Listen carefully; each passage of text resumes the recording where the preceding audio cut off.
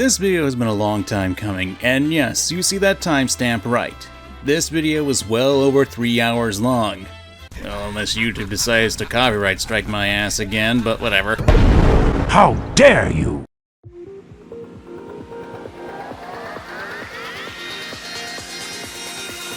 Like I care!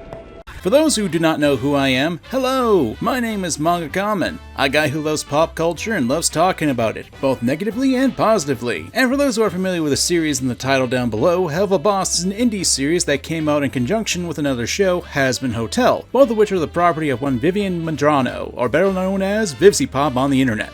Over the years, both series have received a lot of criticism, and if you're familiar with this channel, you know I'm not a stranger to doing that for either of these shows. So for the sake of working on more content that's original, I thought it'd be a fun idea to release a compilation video encompassing the videos I've made talking about the series, and not just the negative ones, but also the positives. Because while I do go hard on the series, it's something I think had and still has the potential to be great. And not all of it is bad. That said, there are a lot of issues with Helluva Boss, and I thought it'd be fun to go through some of my criticism of the series since season 1 and 2 are complete, and watch how my opinions and critiques evolved over the years. With that in mind, I want to make it clear that you'll notice some differences between not only the points, but also things with editing styles, audio quality, and even how I personally look with my avatar. I discovered the color red, and now I'm just one step closer to becoming my idol, Shadow the Hedgehog. I just need a gun and a motorcycle and I'll complete the look, wouldn't you say?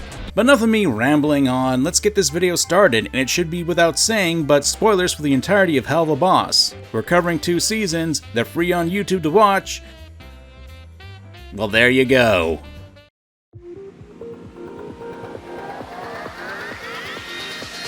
Hey fellas, wanna see me talk about Helluva Boss again?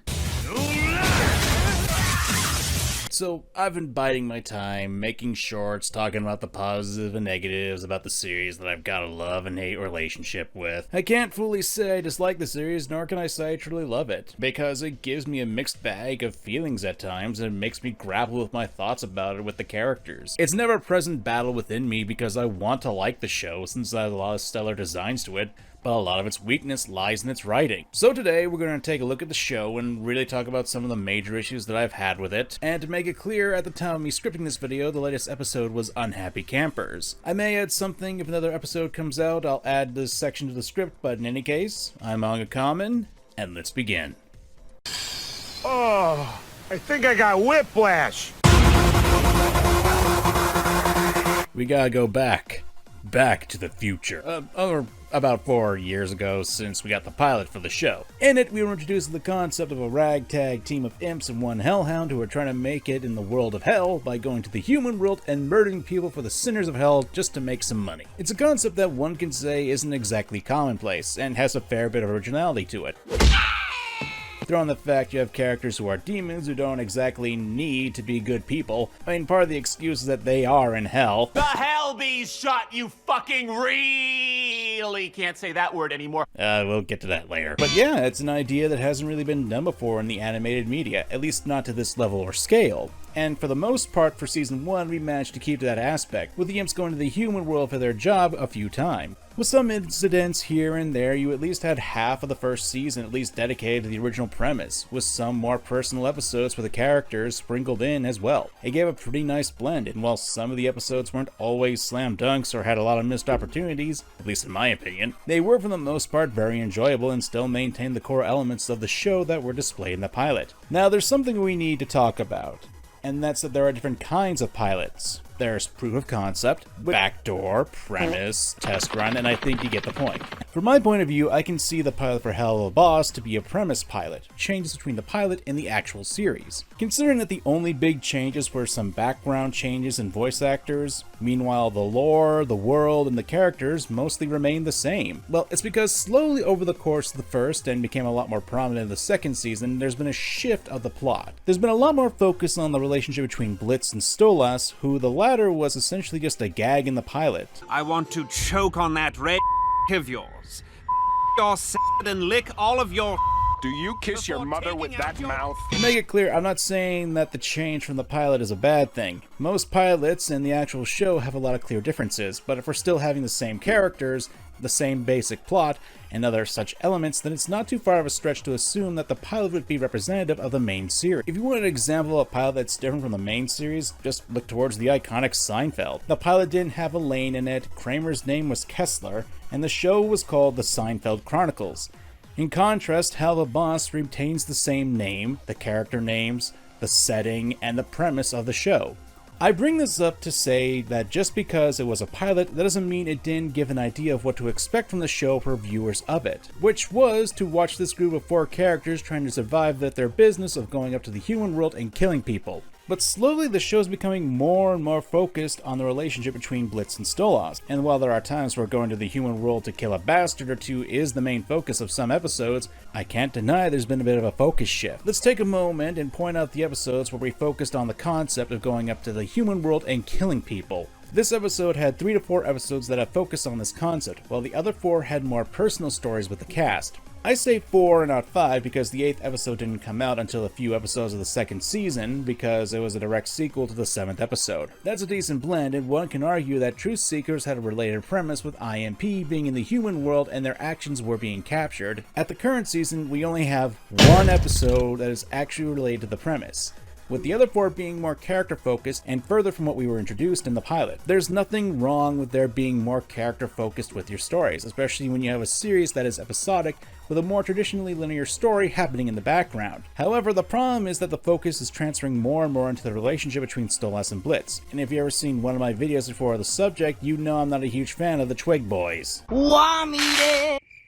And if you're like me, and why wouldn't you, because I'm one of the most amazing men in the world, stay thirsty, my friends. You weren't exactly signing on for such a prominent romance story between 2 horrible people. You can probably handwave all this away and say that this is a preference that I'm stating, and sure, I suppose, although I don't know why you weren't expecting me to bring up my opinions. It's my channel and my video, I kinda make a living off this. I see this as an issue for a number of reasons, one of which is the detriment to the rest of the characters who aren't Blitz and Stolas. What are you doing on computer? Go outside, so beautiful!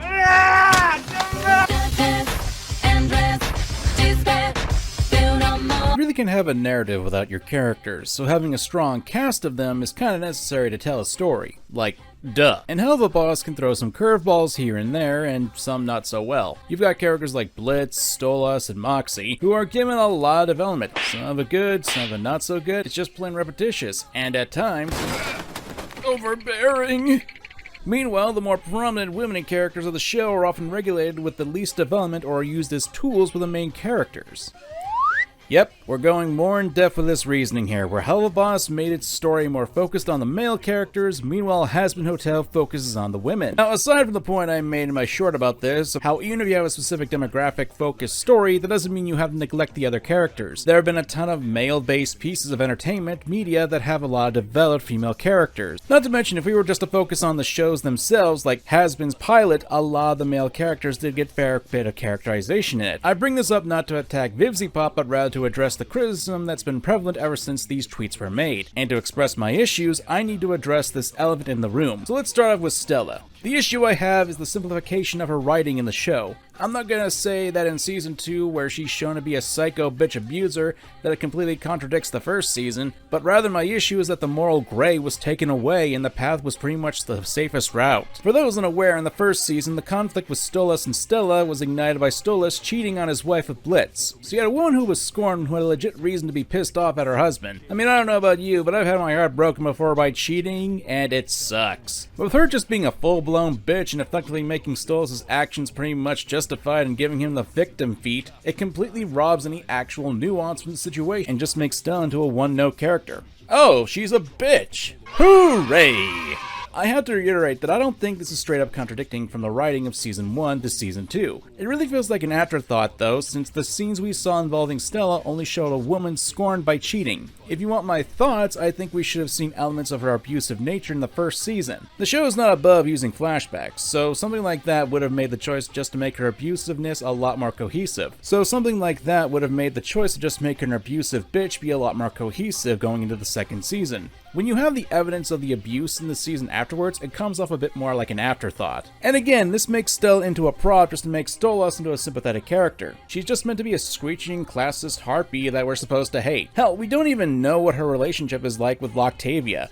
Another character is used to help develop Stolas. I'm not saying you can't have one-note characters being used to help further development of another character. I often watch Yu-Gi-Oh! Where a lot of the characters in the dub tend to be a bit known for their voices rather than their characterization. That's right, Poopy Head! My mommy says I'm really strong! We got to prove ourselves to the boss, dog.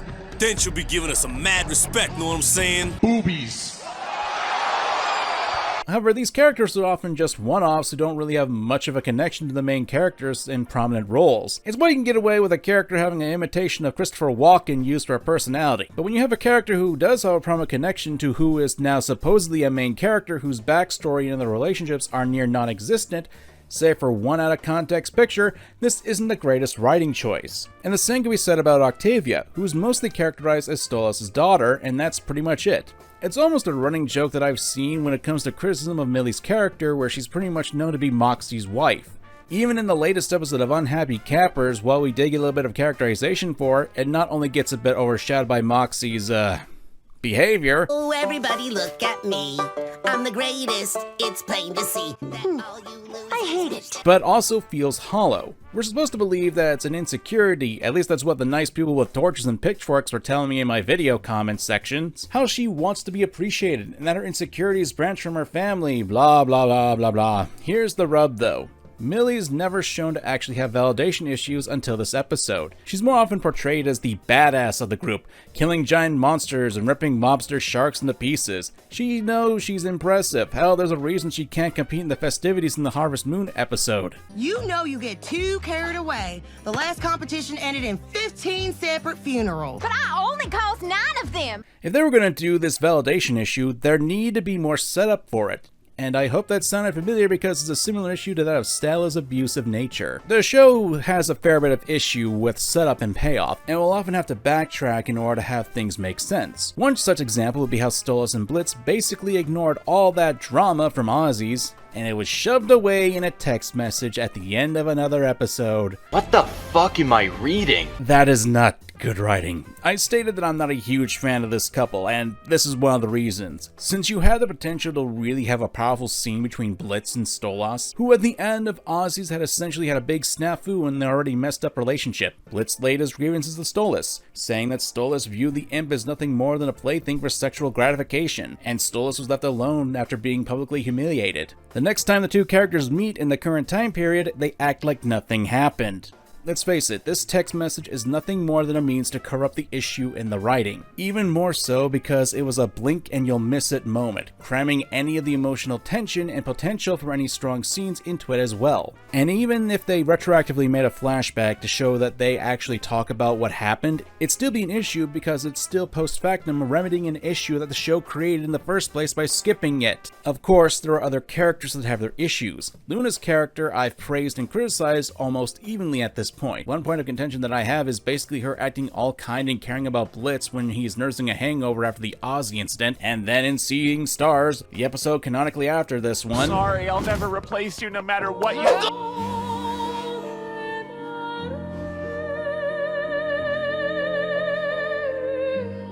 You're good. Even to this day, people are saying that this is a joke and that we're not supposed to take this seriously. Well, not only has Luna not been this abusive to her adoptive father, but that also undercuts the speech that Luna was given to Octavia about how fathers are trying their best, even if they screw up. It hurts the characterization of the Hellhound. Now, of course, the girls aren't the only characters who get undercut in this show. Moxie as a character continuously gets treated like the punching bag. For example, when he's confronting his father, threatening to kill his own blood in the process, it gets kneecapped. You gotta be fucking kidding. Even Moxie's father, Crimson, falls limp. We're supposed to have a sense of tension and fear from this mafioso. We're supposed to see him as a threat, but he's also shown to be an idiot because he's fooled into believing that another dummy has money because he rented a suit, and Crimson is also undercut by the fact that he installed dildos in his house. It's tonal and characterization whiplash where we're supposed to take him as a threat and then as a joke at the same time. For fuck's sake! but because of clashing tones with his character, you really can't take him as either because it causes a stumble of how I viewed the character and in turn the situation. Just because it's a dramatic scene doesn't mean you can't do a little comedy in the background.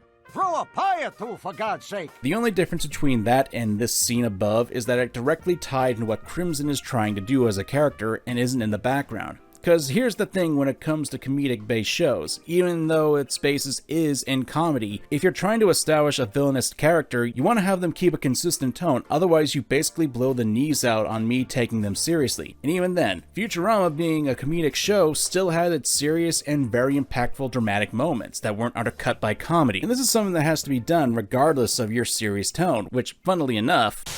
Oh, I think I got whiplash. I'm not gonna lie, this is probably gonna be the most subjective part of the video. Comedy is pretty individualistic, and this is something you've heard a lot of people say when it comes to this aspect. Don't get me wrong, I do find some of the comedy pretty hit and miss, and some of it— And local celebrity Millard Real Boy caught incesting tonight, showcasing a sickening display onlookers deem.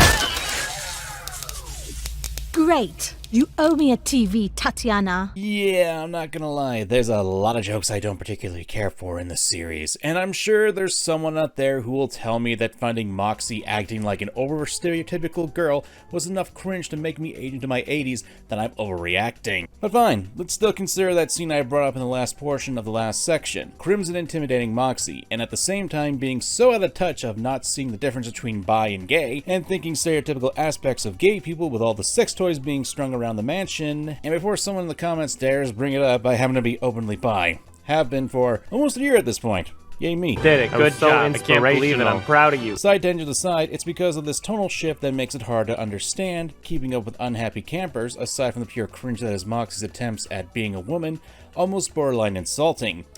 But hey, maybe I just don't know any theater kids.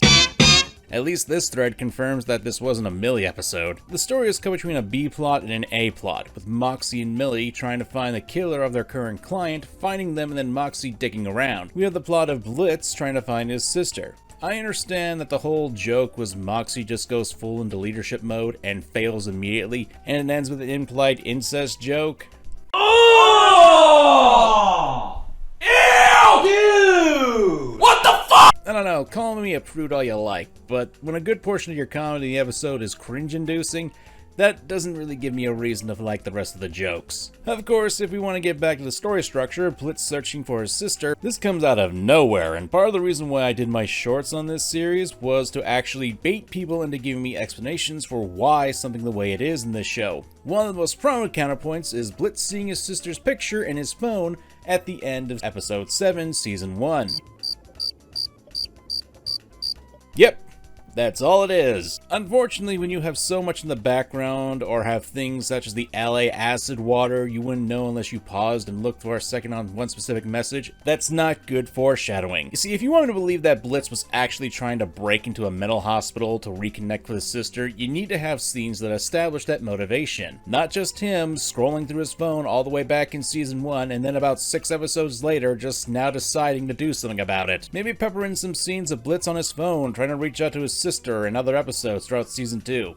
It's a technique called foreshadowing, because just showing a picture doesn't indicate anything about Blitz's relationship with Barbie. All it shows that he had a sister. You need to have scenes that show that Blitz is trying to make up relationships with those he cared about before the episode happens. Otherwise,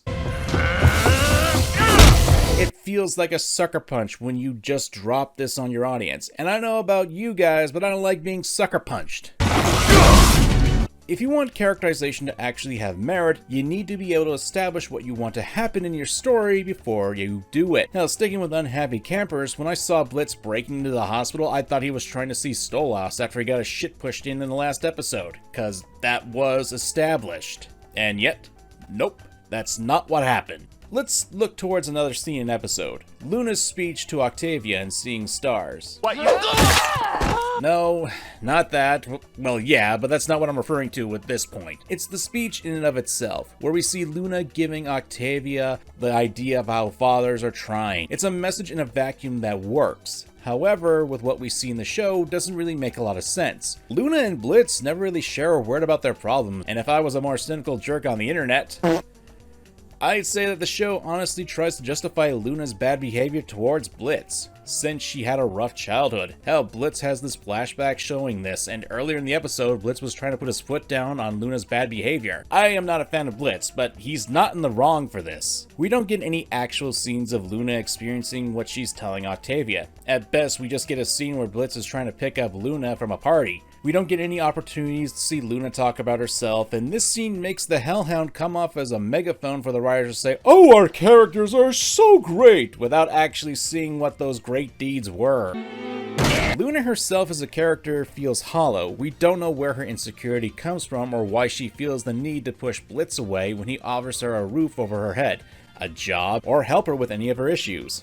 And it's never explored. This is also for a lot of other characters. And in fact, if I had to be honest with how the story is structured, and if we look towards the past, the show actively says to me that we don't want their characters to grow, that the characters should be allowed to remain the same, that despite how their actions affect other characters. I've stated before, you don't need to have your characters grow if you're making an entertaining romp of a story where the goal is more the adventure and not the characters of themselves or their growth. However, when you have a more character-focused story, the point of the personalities is to see them grow and learn from what they experience. But rather than see that with Moxie, who doesn't really learn from his experiences, or Luna never sharing her insecurities, or Millie basically becoming a straight-up badass, these characters just essentially stay where they are when they're not supposed to. Hell, even arguably the two leads, Stolas and Blitz, barely get any of this. Stolas, who was initially presented as a side character, has arguably gotten the most development that was actually shown on screen to an extent, and I attribute this to the writing style, as it doesn't really help with the characters, neglecting to create establishing scenes that can help improve the delineation of the storytelling. That's really the issue with the writing style, not help sometimes that there's supplemental content that's expressed in outside material. I legit remember someone telling me that I need to check the characters' Instagrams for some story elements that weren't expressed in the show. Oh joy, that's proper storytelling! That's sarcasm, Alfred.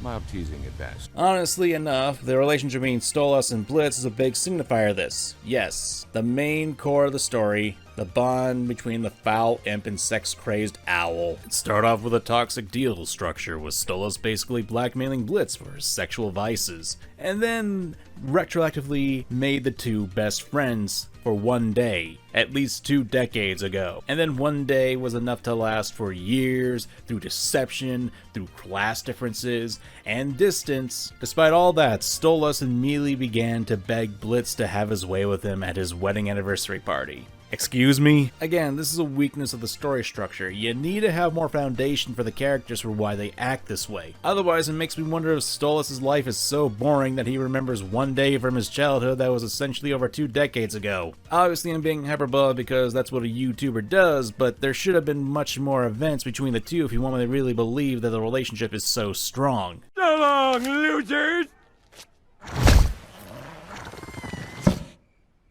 Uh-oh. The top of his head is still showing. Claw at it! I'm going to talk about some aspects of the show that I don't really have enough to make their own sections about, or are things that I find to be personal gripes, such as the world building and how some of it is conflicting and how it's addressed out of the show doesn't help. I touched on it slightly, but let's give a more specific example. Take Moxie's origins. In Harvest Moon Festival, we got this line. Wrath, huh? My employees are from there. I've never really been. I hear it's full of inbred chuckle fucks. But then in X's and O's, I hate this place. Oh yeah, this is your old stomping ground, isn't it, Mox? So that was a fucking lie. Now, some people got confused since this was conflicting information, and it got to the point that one of the writers had to clarify that while Moxie was indeed born in Wrath and his mom's from there, he was raised in Greed. Yeah, I don't know why it was so hard for people to understand that. Well, straw man, it's because that's conflicting information that wasn't actually expanded upon in the episode. Again, if I had to go to Twitter to find something that's confusing me for this show, that's not good writing. Speaking of Twitter, X, whatever the hell you want to call it nowadays, I want to touch on VivziePop's interactions with some users, and this in combination with what I just said going on with. I want to stress that I'm not aiming to send hate towards her or the Twitter user that I'm highlighting in the following, but it's something I need to point out. Luna thought she and Blitzo had reached a new understanding of each other following Queen Bee. He opened up to her. She called him dad. But only seems to have been a week or so later, he was, to her mind, ganging up on her and talking about having her being replaced. With Viv saying in response, the biggest thing lost was not being able to release an order was this. Regardless of how justified you see your reaction in SS, Luna was acting out a very deeply rooted anger and betrayal. This really hits the nail on the head. Alright, so the dead commentator in me is screaming from beyond the grave because how did Blitz gang up on Luna and talked about having her replaced? Honey, wait just a... Shit! Looney, please, can we talk? Fuck! I mean, wow, a good throw, honey. I'm so proud of you! If I'm so terrible, how about you just grow a pair and replace me? Okay, well, maybe I might. What? Maybe I will, little missy. Yeah, that's right, it's tough love time, so now you can go to your desk! Oh no, somebody's going to get an email. Right. Blitz getting his ass handed to him, and when Luna puts the ultimatum of her being replaced on the table, insulting Blitz on the way, he decides to roll with it. I don't condone her reaction, but it was incredibly insensitive of him and triggered her abandonment issues. She was beating his face in with paintings before he even said it. Hell, Blitz didn't even threaten to replace her until she suggested it. I feel like people either didn't watch the episode or are memory holding the beginning part, which is weird because there's a screenshot of the scene right after Luna beats up Blitz, the latter who was trying to give criticisms to Luna for his business. The issue here is that while there seems to be a bit of a patching up on the outside of the show and it's not even done by the writing staff, it's an interpretation from a fan, which, if I can be honest, comes off as more of excusing terrible behavior in the face of criticism. Again, I'm not trying to stoke hate towards the user or Vivian herself. I know what'll happen if I do that.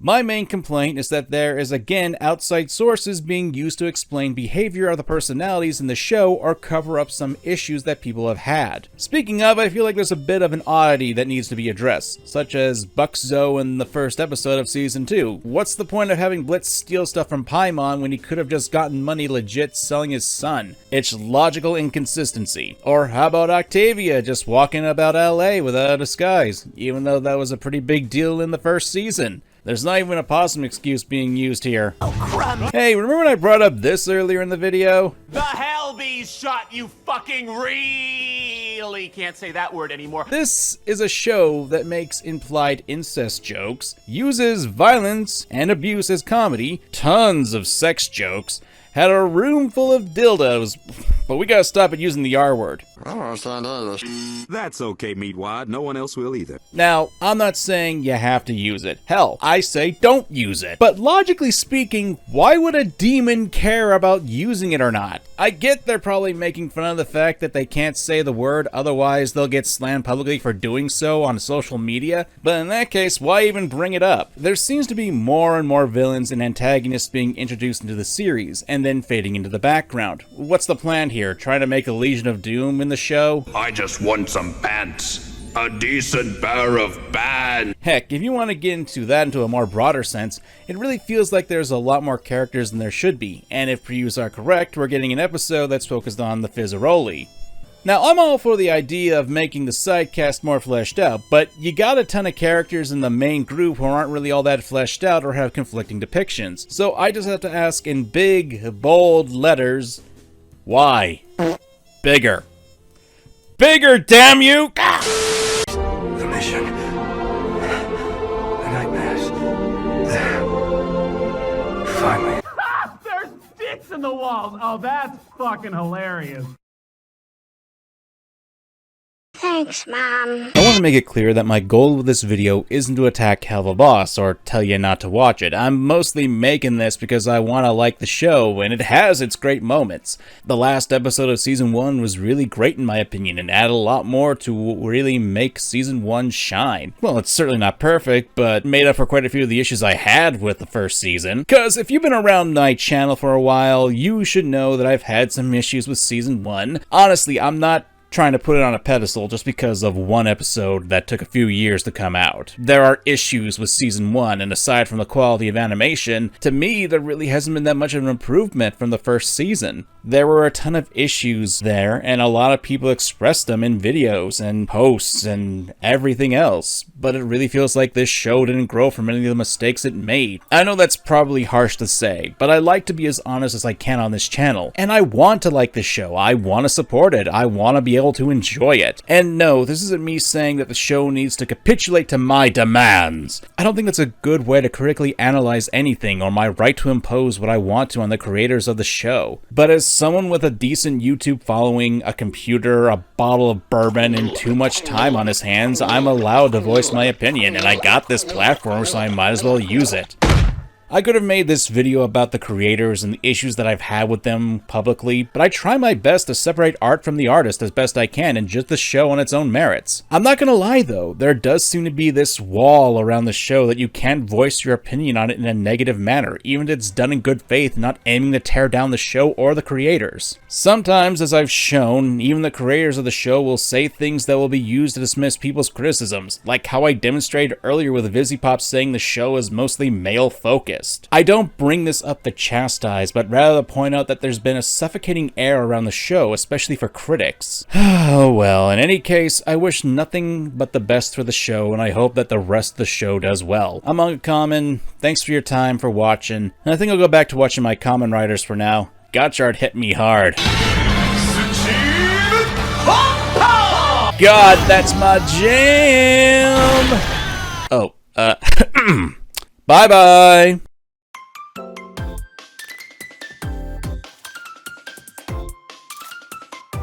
When have I ever? I don't look down on you.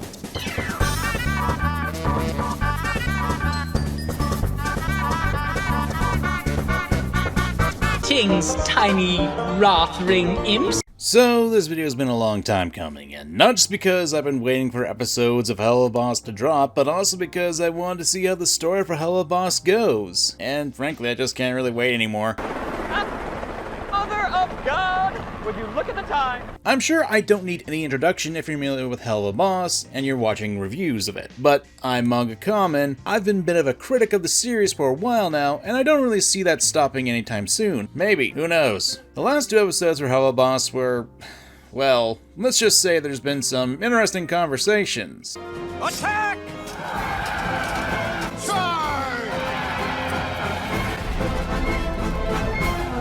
Ever since the last episode came out, there's been some talks between the fandom as to how both characters in this relationship are in the wrong or who is in the right, some trying to qualify either one being better or worse. My thoughts on this whole thing? I'm here to tell you right now, we don't care. Let me tell you. I've never been one for relationship-based stories, at least in the romantic sense. It's not that I'm going to immediately write things off because of the genre or the type of story, but at the same time, relationship stuff tends to not be on the totem pole of what I like to see. However, as Helluva Boss has become a lot more focused on the relationship between Stolas and Blitz, I'm kind of forced to basically accept this sort of deal. I'm not going to pretend that I had a different idea of how Helluva Boss would go. I've expressed this in various videos on the topic, but I don't judge the show based on what it could have been or what I want it to be, but rather what it actually is. And cards on the table, I'm not a fan of the Twig of an Owl or even the Helluva Boss. This isn't to say that Stolas can't be an entertaining or interesting character. I need to stress that though my thoughts can be wrong or change with upcoming episodes, that doesn't mean that Stolas as a character, at least for me, isn't on thin ice. And depending on how things go with the rest of the season, it might just make me forever hate the bird. But why is that? Well, that's what this video is about. But enough talk, have at thee! Spoilers for the following properties. Suddenly it reeks of hypocrisy in here. Right out of the gate, the biggest issue I have with Stolas as a character is hypocrisy. Hypocritical characters don't automatically mean bad characters, and in fact they can be quite fascinating for character studies, especially for villains. Hell, I made an entire video singing the praises of Yoshikage Kira, who is actually a hypocrite. A guy who wants a quiet life, but he's a serial killer who obviously kills people. Conflict runs completely counter to the peace and tranquility I strive for. 2 seconds later. You brought this shit on yourself when you murdered Shigetsu, you freaking idiot! You're a sick son of a bitch who kills for fun! Hypocrites can be interesting characters, especially when it comes to a double standard that they hold. But hypocrisy tends to be a negative character trait, and rightly so. If someone you knew was always going on and on about the dangers of smoking, but you catch them enjoying a pack of cigarettes, that's kind of a bad thing. Hypocritical behavior, while fascinating on a character level, is a bit of a double-edged sword, especially when it comes to said behavior is exhibited by a character we're supposed to root for in some regard. I mean, we're supposed to root for Blitz and Stolas, right? They are the main characters of the show. I'm totally sure a lot of people are already guessing what I'm going to talk about when it comes to hypocrisy, and it would be this line right here. You get off to getting plowed by people you look down on. I don't look down on you. More than likely, a lot of you have already seen videos demonstrating that Stolas is, well... Team Blitzy, my grimoire is actually incredibly important, and it isn't supposed to be lent out to itty-bitty ints like yourself. Oh, I'm sorry your clients will have to wait. And my darling Just say my name right, fucking dick. Now remember, this is work and work only. Me and my crew are not here to satisfy your perverted bird needs, alright? Hold on right there, sweetie. If you try fucking my little ass in that park, I swear to you are so cute when you are serious. I think you get the point. Yeah, that's hypocritical. If you try to say that you've never looked down on someone, meanwhile you have constantly looked down on them, even in a playful manner, that is contradicting behavior and can say a few things about the character. That he's either an idiot, or he's gaslighting Blitz. I suppose it could be a fusion of the two as well. That Stolas is unintentionally gaslighting Blitz, and that's something that is possible. Especially when you consider that this scene with the "when have I ever looked down on you" takes place on the day after the full moon debacle. So obviously emotions would be high, and when tempers are flared, logic tends to go out the window. That's interesting to consider, because when you're arguing with someone, especially if you consider them to be callous or uncouth, you're not going to have time to think your words out clearly. In that regard, I kinda like it. It feels more real to me. Yes, Stolas is a hypocrite here, and it's clear that he's not seeing his words and not remembering his actions. But that's not what I'm referring to when I talk about his hypocrisy. No, what I am referring to is Stolas trying to improve as a person. I'm not trying to say that people shouldn't strive to improve. Hell, even demons should improve. Part of the reason why so many people get involved with characters like Stolas and Blitz is because of their flaws and how they can overcome them to become better people. Either that or they're just like watching a train wreck, which can be entertaining as well. And there are people out there who are bringing up the reason why so many people are willing to hold Stolas to less responsibility as for how the relationship with Blitz as a train wreck is because he's actually trying to become a better person and actually improve the relationship. Good look of what love really looks like between two people who care about each other. He realizes, damn, that's not our relationship. This is where he begins to try for them to be more. After the incident with Stryker, he realizes how imps see royals, and then just realizes that their dynamic is just wrong. Which is why he's completely honest about how he feels and severs the obligation between the two of them. Now, that would be a good point if Stolas actually took Stryker's words to heart, and if Stolas actually wanted to change more. He'd actually listen to Blitz. The reason why I say the first part is this. You speak just like that vile Stryker friend of yours, the one who tried to kill me and you couldn't be bothered to come help me. Remember him? If the event with Stryker really showed Stolas how imps see royals, he wouldn't be using the words as a negative against Blitz here. And to point out, this comes right after, "When have I ever looked down on you" line. At the very least, that makes it hard to swallow that Stolas actually did learn that imps view royalty in that manner. But the bigger thing is Stolas showing that he wants to change. There are two major points to this, so please bear with me. The first is him expressing that he wants to change, and that's all well and good. There have been at least 2 songs, one in the show and one out of the show, that he wants to give Blitz the choice to stay with him in a relationship or leave, and that the deal has put a great deal of stress on the two's relationship. The problem is that we, the audience, see that, but Blitz didn't. There's a bit of an issue with trying to defend Stolas in this matter. We as the audience are privy to Stolas trying to change, as well as his emotions leading up to the full moon's events. But you know who isn't? Blitz. Blitz sure as hell isn't. And that does really matter. Instead of actually trying to talk to Blitz, someone who he wants to actually start a relationship with, Stolas sets up the whole romantic gesture in order to see if Blitz would stay with him. And the whole event essentially goes...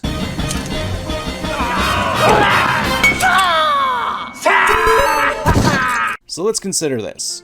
1. Stolas doesn't make it clear that he just wants to talk to Blitz on their rendezvous with that night. Not interested in the sexual aspects, and from the blink and you'll miss it moments on Stolas' phone, we can see that he has offered to just talk to Blitz before, and thus giving Blitz the false impression that this was just their usual thing. 2. When Blitz does show up, one of the first things that Stolas does is ask for the book, and Stolas knows that Blitz needs the book for his business and livelihood, and Stolas is planning on taking away all of that. And 3. Stolas then drops the Asmodeus crystal and all of his feelings onto Blitz after that roller coaster of emotions. This is just creating a flurry of emotional distress on Blitz, and he takes this as a sex thing, then as a joke. And thus, Stolas, when he sees that this romantic gesture is bunk, he shuts Blitz out. This is something called testing. It's a controlling technique that can stem from insecurities, and sometimes people do it so they can seek validation from their significant other. And that's what Stolas is looking for from Blitz. This kind of behavior can lead to numerous events, but for the purposes of this video and Stolas himself, it's setting a scenario to see how your significant other reacts to events. It makes the tester into a position of authority, and places the testee into a situation where they can be caught off guard. It's an immature way for people to try to see if their partner will do the right thing, quote unquote. It's condescending and shows a complete lack of respect for them as a person. I want to make this clear, this doesn't have to strictly come from a place of malice. It's something that a person can do out of ignorance, but still have the same effect. Regardless, stuff like this can lead to misunderstandings, and it can show that you don't really trust your partner to actually be open with them. And before someone says this line in the comments, before Stolas gave these feelings, he still put Blitz through the conflicting emotions that made the imp go through that whole thing, before putting him on the spot with this question. That is not being upfront. He was still testing the relationship, even if he was being romantic about it and putting his emotions on the floor. Now, I'm not saying that the show should have had them just sit down and talk about their emotions or anything. Unless you're really creative with it, it's not going to make for interesting drama or entertainment. But this leads into the second major aspect that I brought up earlier, and hopefully you notice what I'm talking about here. This whole thing was me talking about how Stolas is trying to change, but his actions don't really go with his words. If he's really trying to do better, he'd actually talk to Blitz ahead of time and actually allow the imp to actually think, not putting him on the spot. Stolas does realize that he has the power in the relationship, but because of his lack of being upfront and social awkwardness up until this point, as well as all his sexual actions towards Blitz, he unironically still does what he can in order to have the chains around Blitz's neck, even if he doesn't realize it. It is hypocritical of the character and something that I don't really like, since a lot of people will keep saying that Stolas isn't as bad as Blitz because he's at least trying to change. But frankly, I find that he doesn't actually learn from his actions to be a bit of an issue. For saying that he's learned his lesson, he certainly is doing a great job of forgetting said lesson. To make it clear what I'm talking about, I'm going to reiterate the point that 1, we as the audience have seen that Stolas wants to change and has made attempts to do it, but Blitz sure as hell hasn't, and 2, because of his actions, Stolas really hasn't changed all that much in that regard despite his attempts to do so. And that's the rut here. This hypocrisy does need to be addressed and called out, and while some people will point towards the trailer where we get this line from Octavia, You never loved Mother, and you don't love me, you love him. It does hint there are going to be some consequences to Stolas' actions, kinda, but not really address the hypocrisy. It's more focused on how he's a shitty father and him shirking his duties as a Goetia, not Stolas realizing his lack of self-awareness or hypocrisy when it comes to his romantic relationship with Blitz. And this is why it's a bit of a tightrope with Stolas with me. How I find this to be a bit of an issue from a writing perspective, and how I'm actually kind of worried yet intrigued at the same time. There are 3 episodes left for this season, and thus there are chances for the character to actually get held accountable for it. However, please allow me to jump a little bit and explain my worries in this regard. Okay, I'm not here right now. Helluva Boss is one of those shows that can really twist your head around. It has some really heartwarming moments and moments that can make you go insane. I love this. This is what I live for.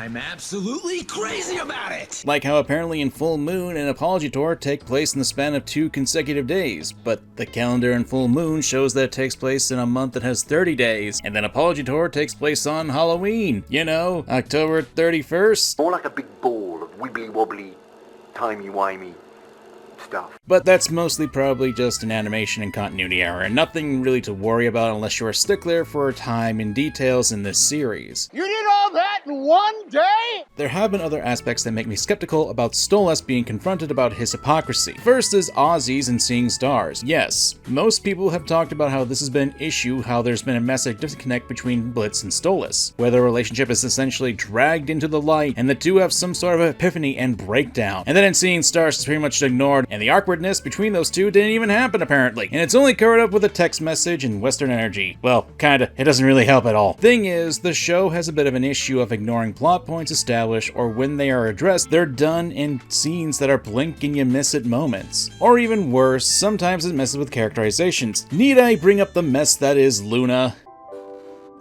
Will you be there, Looney? Be where? It's lonely. I won't die alone. I'll be there, Dad. Now go the fuck to sleep. Luna, honey, wait just a... Shit! Looney, please, can we talk? Fuck! I mean, wow, a good throw, honey. I'm so proud of you!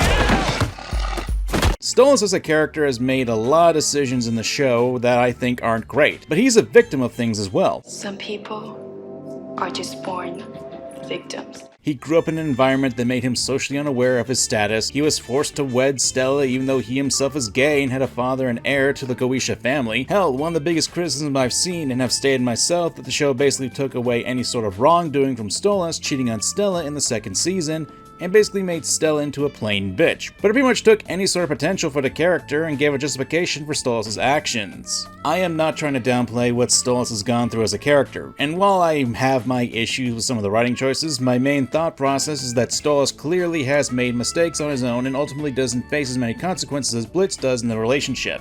Then again... May, don't say the R word. The R word? You mean real? Look at her, Zook! She's not real!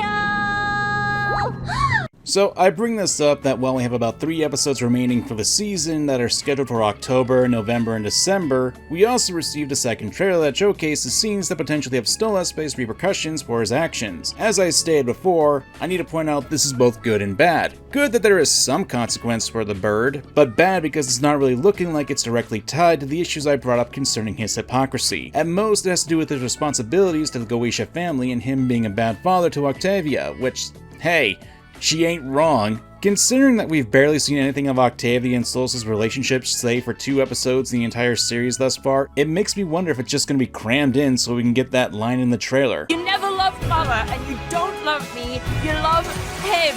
I will heavily admit that this is speculation on my part, and I will happily admit that if I am proven wrong about this and Stolas does get confronted with his hypocritical behavior, that's totally fine, and I'll be happy with that. Honestly, when I make these kinds of videos, I'm actually looking forward to be proven wrong by the show. I'd be happy with that. However, again, the show has a bit of a track record of having failings in the writing, as well as not really doing the best it can to explain its world. And no, live streaming important elements about your world building does not count. If it wasn't important enough to include in the show proper, then what you're doing is terrible storytelling. Stolas should face consequences for his actions, and it looks like he will. But this is why I have skepticism about Stolas and his hypocrisy being addressed. I want to make it clear that Blitz is not innocent in this relationship at all. I'm sure a lot of people will assume that I think that, but I don't. In Apology Tour, we're given quite a big dose of Blitz facing his own problems and getting a cold, hard wake-up call. And there are people who will see Blitz as being in the wrong with everything. Or as I've demonstrated in this video, will give Stolas a fair bit more leeway in this regard. I just want there to be a call out to Stolas being a hypocrite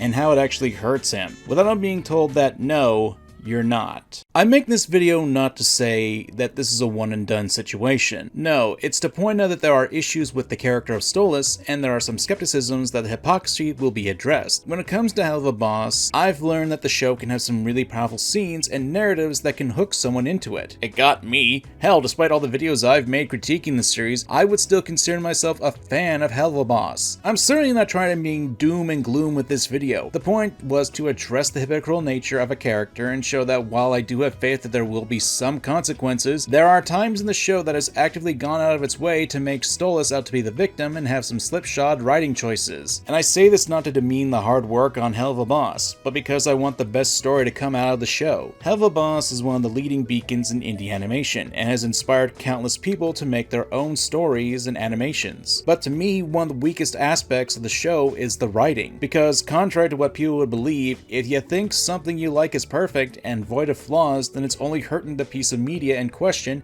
and closes you off from trying new things. It's best to point out the critiques, the issues, and hope they can be answered in the show. Which, yeah, I'm hopeful that the series can actually work with this well and at the very least have Stolas have some recourse for his actions. Again, while there are some consequences that look to be happening, they're not correlated with my issues with the character and story. Still, I can only hope. It's walking a tightrope, it can lead to something great, or it can make a fall from grace. Well, we'll find out come December, and until then, I'm MangaKamen, and remember my friends, have fun watching no matter what. Bye!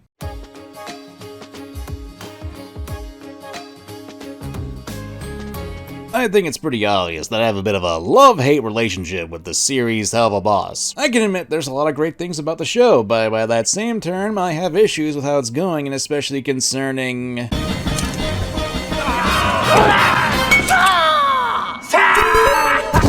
this guy. But color me surprised with the last episode, which, while related to the drama with Blitz and Stolas, wasn't actually the focus. If anything, it was an episode that was actually dedicated to Millie of all characters, even fleshing out her character and showing her backstory. Which, considering one of my most blatant criticisms of the show was her lack of development and characterization, it really made me enjoy the episode more. I am getting a little ahead of myself at the moment though, so I want to step back for a little bit and talk about what this video is about. To point out, this isn't a right or wrong part of my series.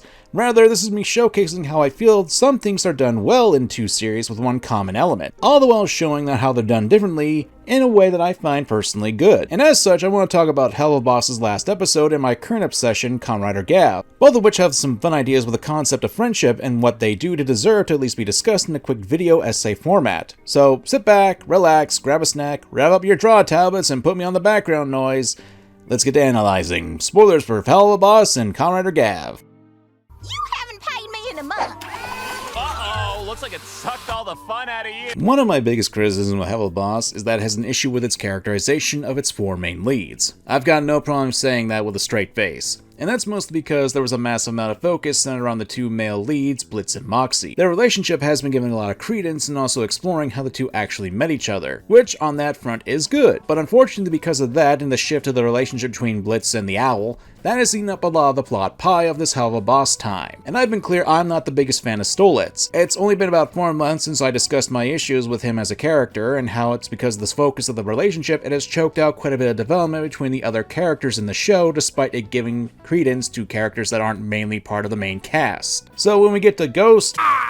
sorry ma. We actually get an episode that's focused on Blitz and Millie with a more of a focus on Millie. Blitz finally showing some typical emotions after being broken up with Stolas, and in his depressive state is causing the business to fail. He's being obsessed with a show about ghost hunting. So when a new client comes in with a story about how she was killed by a ghost, Blitz's current obsession makes him accept the case, with Millie joining in to help him work out his issues and run the course of depression. I think that's rather telling that it speaks to Millie. Despite the fact that she's relentless as an assassin and killer, she does care for her friends, and knows that Blitz is going through something and is trying to be supportive as a friend. To me, one of the best parts is Millie actually snapping at Blitz and pointing out that while she is his friend, she still is an employee of Blitz and they need to make money to survive. You know, I always love to have fun with you, and I ain't said boo to you moping around like a sad sack for weeks. But we have bills to pay. So look, you can go be pathetic and play sex ghosts if that's what you need to do, but I gotta get this job done. He's already dead.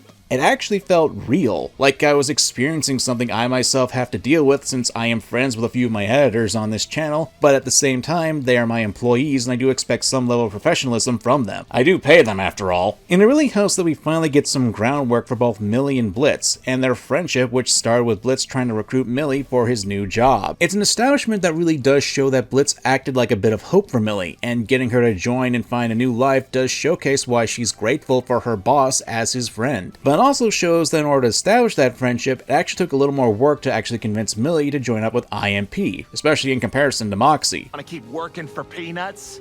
Or do you want to shake things up?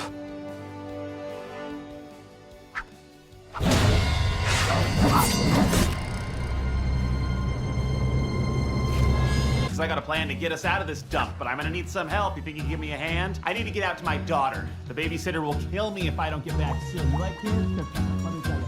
When it did stick with Millie, it solidified a friendship between her and Blitz. And it's because of that friendship that Millie was able to act as an emotional anchor for him. Because when you really consider what friends are supposed to do, they are supposed to be there when you're at your lowest. And while you shouldn't expect to accept all your BS, as demonstrated in this very episode, they're supposed to help you as much as they can. But it's a two-way street, and considering that Blitz did give Millie a new outlook on life, a new chance to work with others, and obviously introduce Millie to her future husband, it's easy to see why Millie would really care about Blitz as a friend because he gave her a lot. It's easy to see why she would put up his frantic emotional bullshit and his behavior throughout the episode. But obviously there's a limit, and I think friendship there is the right way to go about it. Just because you're friends with someone, that doesn't mean you have to accept all the bad about them, and sometimes a good slap to the head is a cold hard reality that's something that a friend should and would do, especially if it's to prevent destructive behavior. Helluva Boss does showcase that there is a need for a proper friend group for mental health reasons and support. And then there's the scene where we get all the dead Millies that are confronting Blitz. It's interesting to see how they're all referential to how Millie could have been killed in the first season. Bottle shards in the face, being partially digested, shot by cherub arrows, or beaten down from the Harvest Moon Festival. It reflects on the ways that he could have lost one of his only friends in the world, and even showing that Millie admitting that she thought he could handle anything and everything, and apologizing and failing to realize that he was hurt so much. It felt real to me. The roughness of both characters really lends credence to the sense of believability, and it's scenes like this in the episode that remind me that Helluva Boss can do great stuff and why I loved it. To be frank, I'm honestly glad that the leaks from a few months ago didn't come to fruition. The leaks were real, but they weren't used in the episode. Which, while I'm glad they didn't go with the choice of having Millie to commit seppuku, can I say that on YouTube? No, permission not granted. I'd be lying if I wasn't a little annoyed that there has been a bit of a lack of this kind of character writing before this episode. What I mean to say is, I do think there should have been more stuff being pointed out, like, say... Are you fucking filming us right now? Hell yeah! Now that's definitely funny. It does show that while Blitz has saved his crew, it does make me raise an eyebrow since he has treated his employees not in the best of lights. I want to make it clear I'm not trying to downplay the writing in this episode. It's probably some of the strongest that Helluva Boss has had, especially for this season. And I'll still maintain it's some of the best writing in Helluva Boss, and when it's between its main cast like this. But the only flaw is that it really is only contained in this episode, and arguably the shorts. I'd like there to be more of this kind of thing where the characters actually feel comfortable enough to really allow themselves to be vulnerable. But I do appreciate the use of friendship in this episode, especially when in a vacuum, it's a very good demonstration of what longtime friends can do to help each other.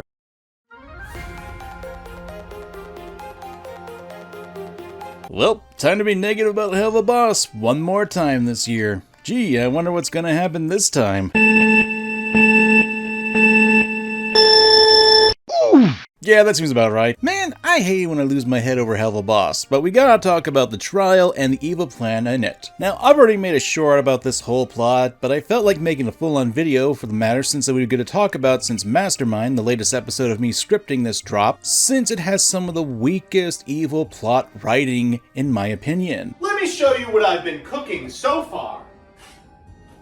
Nothing! Like I said in my short on the subject, on an emotional level, the plot is fine, but on a logical level, it doesn't make a lot of sense to me. I can't take it. Can you take it?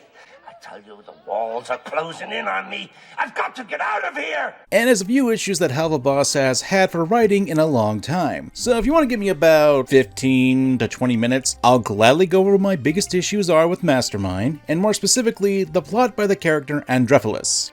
Everything that guy just says is bullshit. We'll analyze what his plan was, what the goals were, and determine how well the plan would work. If you're familiar with this channel, you know I love villains, and I also have issues with how some villains are portrayed. So when I saw this plan and a few of its holes, well, I had to make a video. Hi, I'm MangaKamen, and I'm gonna need a lot of vodka for this one here. Also, I do expect you to understand a little bit of Helluva Boss here, especially since it's free to watch on YouTube. Let's begin! It will be mine. Oh yes, it will be mine. To make sure we're all up to speed on what I'm talking about, let's get into the details. This is Andropoulos, the major character that we'll be discussing for this video, the brother of Stella, and a villain whose main goal is to usurp the power and wealth from the character Stolas, especially since Stella was divorced by Stolas. Oh, shit! Sorry, I fucked your husband. What the fuck was that, Stolas? And I'm gonna be straight up, I do not like him as a villain. Not that his motives don't make sense, he's a greedy bastard who's looking to take wealth and power from Stolas, especially since his sister screwed things up by getting divorced. It's not the deepest of motivations, but they're fine since greed is a common villainous trait. No, it's more or less how he goes about it that I feel to be the issue. After learning from Stella that Stolas was lending his book out to Blitz for sexual favors, and in turn had that deal had ended, Andropoulos hatched a plan in order to get Stolas' power because what he did was illegal. So, his plan was to get Blitz and his crew on trial, possibly putting them all to death, and that would somehow lead him to getting Stolas' power. It's best not to think about stuff. Wait, what? Okay, so what was the plan here? Getting a little more in-depth, if we look what happens in the actual trial, Stolas, after flicking through some TV channels, learns about the trial and rushes in, claiming that he was the mastermind of sending assassins into the human world. As a result, Stolas had his powers and status temporarily revoked, allowing Andropoulos to take over the position Stolas held. That sounds all good on paper, but there are a number of kinks in this plan. Let's start with the fact of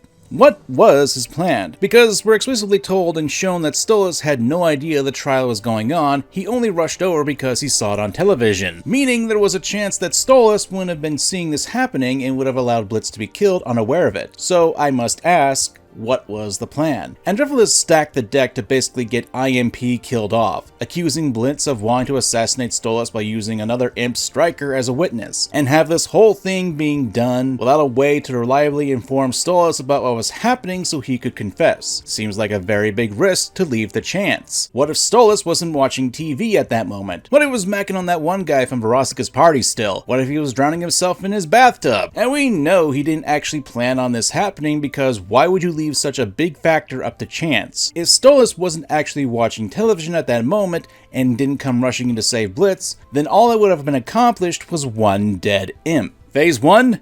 Kill Blitz. Phase 2? Oh. Phase 3? Profit! So, again, what was the plan here? Now, some people have stated online that Andropoulos' plan was to bait Stolas out, because when you look at Andropoulos' face when Stolas shows up in the episode, he's smirking, as if he knew this would happen. Okay then, I'll play your game, you rogue. How did you know that Stolas would show up? Again, you're leaving a lot to chance here that Stolas would appear before the judgment was carried out. So assuming that you would expect him to show up, why did you rely on chance? Because again, there was the possibility that Stolas wouldn't have been watching television. When I made my short, some people told me that the idea was that Blitz's death would put Stolas in the depressive death spiral, which I'll get into more detail later, but for one thing, that's never explicitly told to us that's the plan. And here's the real rut. The reason why I call this plan out and why I think it's stupid is because there's an easy way to solve this issue of relying on Stolas to come in and stop the trial. Have Stella call Stolas and have her gloat that his little imp plaything is about to be killed. Boom, bam, done. You remove all manner of chance for this and make the plan a lot stronger. Of course, there's going to be people who claim that there are going to be people who lack media literacy and don't understand the episode. Like with this genius Reddit post. More particularly, this line. Stolas has been shown since even before the divorce, wasting away watching TV all day, so it stands to reason the high-profile trial and execution would be on all TV. Ignoring the fact that, no, we see in the episode that Stolas is flipping through channels, and it's not on all the channels. The show has also shown that Stolas doesn't do that. Literally in the episode Apology Tour, it opens up with Stolas lounging about in his backyard, next to his pool, sipping on wine and reading a book. Ain't no television there, folks. Or how about when Stolas actually went out for that party in the same episode? Or him bathing, plenty of scenes of that happening. Stolas clearly doesn't just sit around watching TV, because we've seen him do other things on his own accord. Even if you want to say he mostly watches TV in his spare time, that still doesn't mean it's a surefire guarantee. It's still leaving it up to chance. Again, there are ways to make this work to make it more secure and relying on this. Stella being the prime example, as I have stated, because not only would it be in character for her to rub this in Stolas' face, but it would make sense. It's not a lack of media literacy that people have for pointing this out that the plan relies a little bit on luck. If anything, claiming a lack of media literacy while ignoring blatant scenes of Stolas spending his time not in front of the television is unironically media literate. And you guys know, I friggin' hate that term! But what we have here is an attempt to create a Xanatos gambit, but to me it fails because it relies too much on chance. Now, you may be wondering, what the hell is a Xanatos gambit, Kamen? Well, let's get into that, shall we?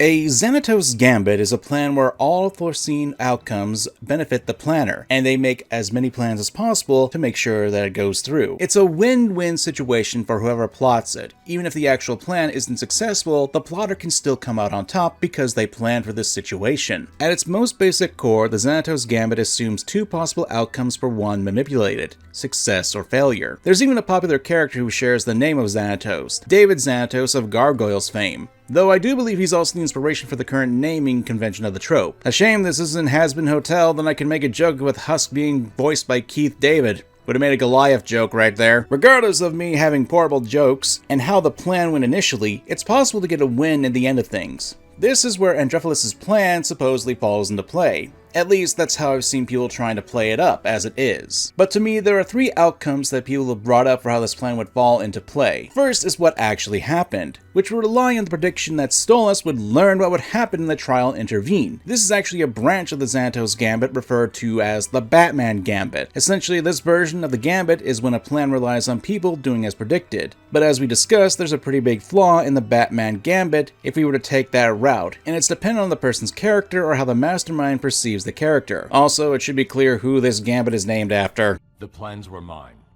Yours? What now? I've carefully studied every Justice Leaguer, past and present, and created contingency plans to neutralize you, should that ever become necessary. So if we were to believe that Androphilos' plan was to rely on Stolas watching television and react to the news in question, that still leaves a lot into the air. As we discussed, there's a way to make this work, and that's to have Stella make a call to taunt Stolas about the trial. It's believable that Stolas, being a theatrical person as he is, would react to his imp plaything about to die. That's not really up for debate.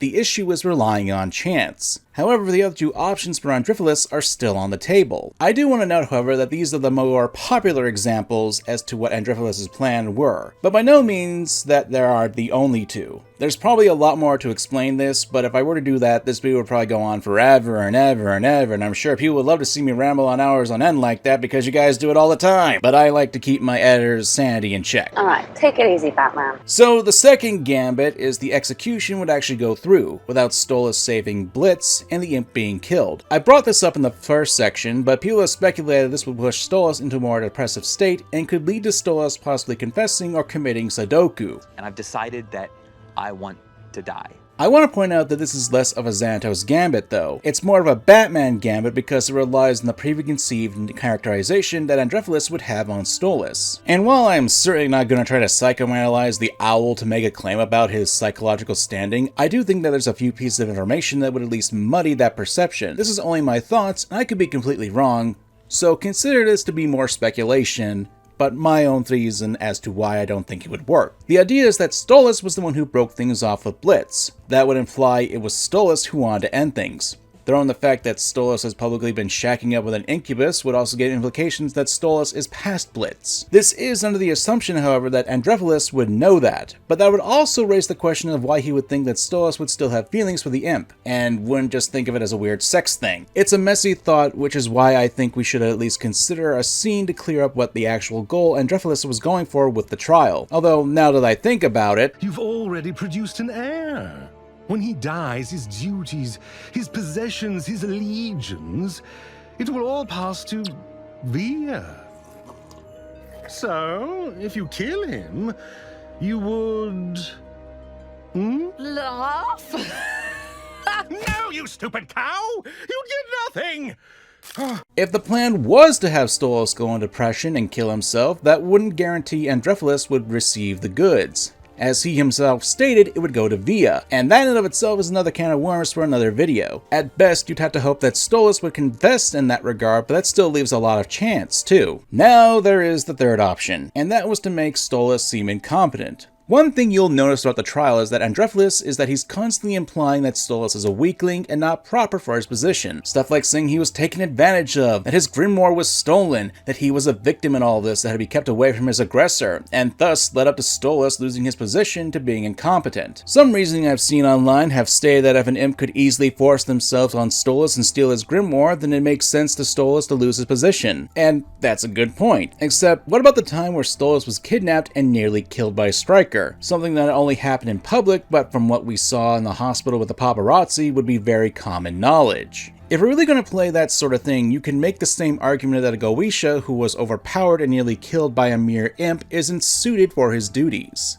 The outlying factor in this scenario is the book, which is the focus of the trial. Of course, you could make an argument that if Stolas was incompetent enough to be kidnapped and nearly killed, that something like his book being stolen was in the ballpark as well. This also brings up this scene as well. You know, the one scene from the pilot that is apparently canon still, the one where Blitz is running away from Stella and her two friends with the grimoire in hand, right out in the open. Actual witnesses who saw Blitz with the grimoire. This brings up the question of why not actually call them as witnesses to the event. Could have easily painted the scene as Blitz actually stealing the book and getting the incompetence factor down pat. I mean, yes, Stella is an idiot.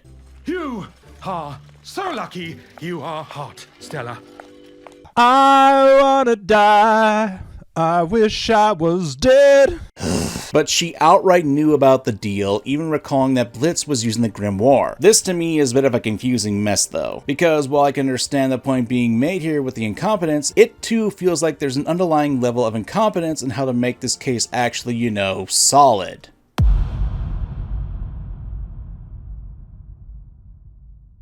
In all honesty, in my opinion, the best way to interpret Andropoulos' plan would be the initial one, where he planned for Stolas to come rushing in to save the day and confess. Granted, as I stated, there is a pretty big flaw to it, relying on Stolas to actually learn about the trial at the right moment, which is another big issue, the timing. Let's give the concession that Andropoulos did indeed know that Stolas would be watching the trial. Aside from my gripes from that, let's consider something, and that's when the recording of the trial actually began. Because when Blitz began to give his account of what happens, we can clearly see a demonic camera floating around him. This to me implies that there was a channel already broadcasting the information, as later when we see Satan announcing that Blitz's execution would be televised throughout hell, though it would appear he didn't take over all the channels, Stolas learns about this information as he was flipping through the channels, which is a little confusing in that regard. My thought was, when Satan said that he was going to broadcast throughout the entirety of hell, he was going to broadcast the entirety of hell, but Stolas wasn't on that channel apparently. My point is that there's a chance that Stolas, if he was flipping through the channels, caught wind of the trial ahead of time, then that would be a bit of an issue for Andropoulos' plan. That's something called throwing a spanner in the works. Though it should be noted that there's another factor that wasn't taken into account that could have easily messed up Andropoulos' plan, and that would be an unaccounted factor, or someone who could easily done something to bring the trial to a halt rather easily. And funnily enough, it's one of the better characters in the show, and that would be Ozzy. From what we've seen, Ozzy and Stolas have been in contact with each other. Obviously, since Stolas asked for his help with the Asmodeus crystal, and since Asmodeus had his phone in the courtroom, he could have easily texted Stolas what was going on. Or, say for an argument that Ozzy didn't have Stolas' number, there was still something else that could have been done to throw a kink in Andropoulos' plan. Because in the same episode of Oops, where Stolas meets up with Ozzy, there's a recording sent to Ozzy where it blatantly shows that Stryker being in leagues with Crimson. Ozzy could have easily showcased that perhaps it was the wrong imp that was accused of stealing the book and putting a hit out onto Stolas. Of course, this is nothing more than my own speculation in pointing out things could have been throwing a spanner into Andropoulos' plot for this, because Andropoulos' plot isn't really all that clever, as there are a number of factors that could have easily made the plan fail that aren't addressed in any meaningful manner. This is where we talk about another kind of gambit.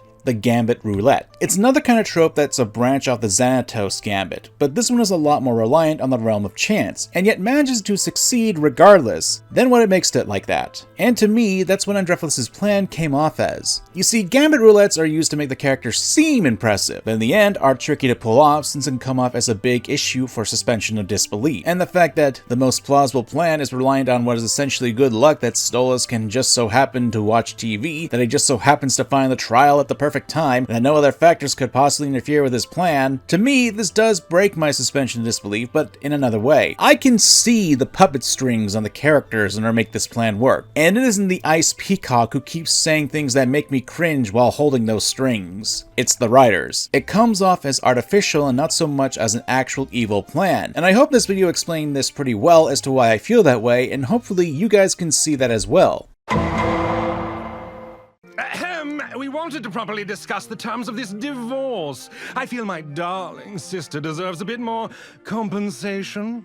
Up yours. Stella, for fuck's sake, stop making this harder to bullshit. That was not smart. That was not smart. This whole video, however, isn't meant to be a dig at the writers and creators of the show. No, this is more to the point that I don't really care for a lot of the villains in Helluva Boss, and by extension, Hazbin Hotel. And Drefulus is probably one of the worst ones to me because he's meant to be this intelligent character, plotting in the background, biding his time just so he can usurp the power and wealth that Stolas has. And when they finally get a chance to see who he could actually do as the mastermind, we're left with a plan that has a lot of holes in it. And what's worse is it didn't have to be that way. As I've already stated multiple times, there's a plausible way to make sure this plan didn't have issues that it did. Sure, Drefulus isn't a likable character, and that's to be expected when it comes to villains. And if you know anything about this channel, I love me some villains, and them being unlikable is something that needs to be considered when making them. But when I don't like a villain, it'd rather be for the things they do, not that they have issues in their plans and yet still get away with it, and even more so if it's an issue that could have easily been circumvented just with a little bit of thought. It doesn't matter if the plan worked in spite of the odds of what could happen, because a real genius doesn't leave things up to chance. For the namesake of Xanatos, a character like that considers the outlying factors in anything that could happen.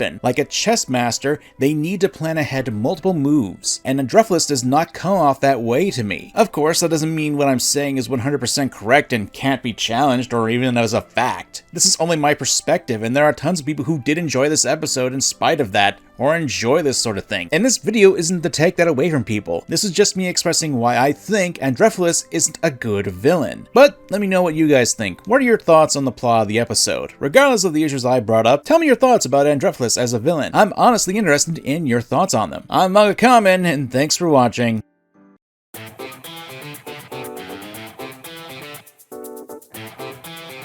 So, Helluva Boss Season 2. On my face. Don't act like what we have is anything but you wanting me to fuck you, okay? I love you, Dad. Never replace you no matter what you Sorry, sweetie. You lied to me once and you'll do it again. If you're familiar at all with my channel, you should be well aware that this isn't the first time that I've talked about Helluva Boss. Hell, sometimes it's part of the more recently popular videos where I can put one of the characters in the thumbnail. It's because while the series is certainly one that is heavily flawed in my opinion, it's a series I really want to like, not only because of the sometimes absurdly beautiful animation, but for the world that Helluva Boss can present. The music for the series is also really well done, and while it's not to the level of me wanting to put it on my iPhone to listen to while I just chill or work out, they're still really good songs. I preface this by saying that I am going to be critical in this video. I want it to be well known that it's a series that I do want to really enjoy, but for one reason or another, it's something that can't sit well with me. So, I'm MangaKamen, this is Helluva Boss, the ever-conflicting series, Part 2. Spoilers ahead. That being said, I'm not going to be doing a lot of recapping in this video, so there will be some level of familiarity needed for the series for this critique. This series is free to watch on YouTube, so I don't see how that's a bad thing to do. So sit down, grab a snack, rub up those draw tablets, and let's get to hell.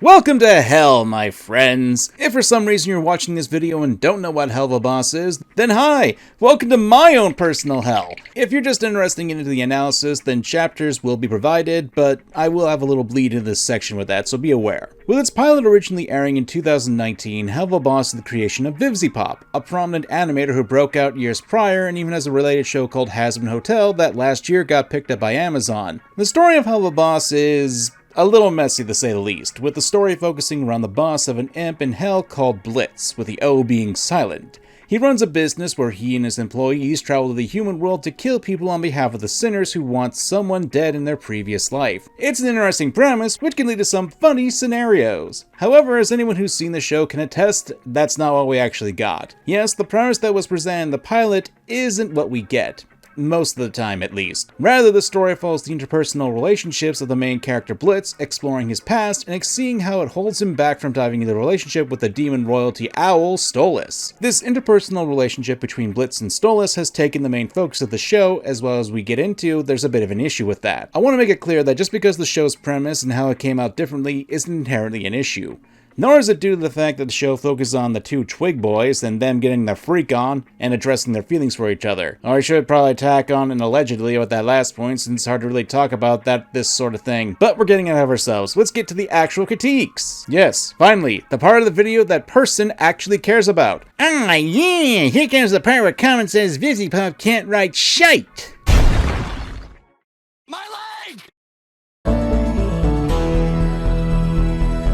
Touch me, I'm sterile!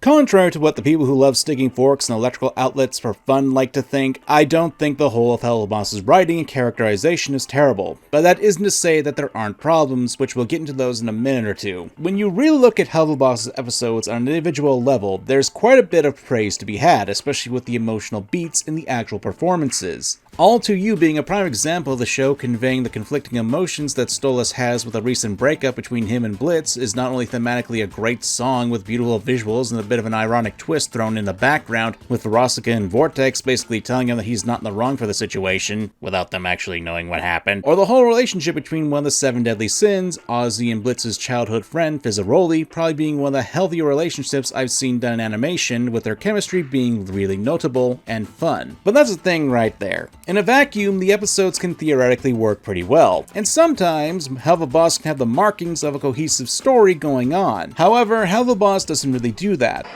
Crap. I spent a long time trying to really put my finger on how to describe the issues with Helluva's writing, and I think I finally have the right words to describe it. The series is really trying its best to be serial, which, if you're not really aware of, a serial storyline is when there's an ongoing narrative where each episode builds off the previous episodes and which would act as a setup for the future episodes.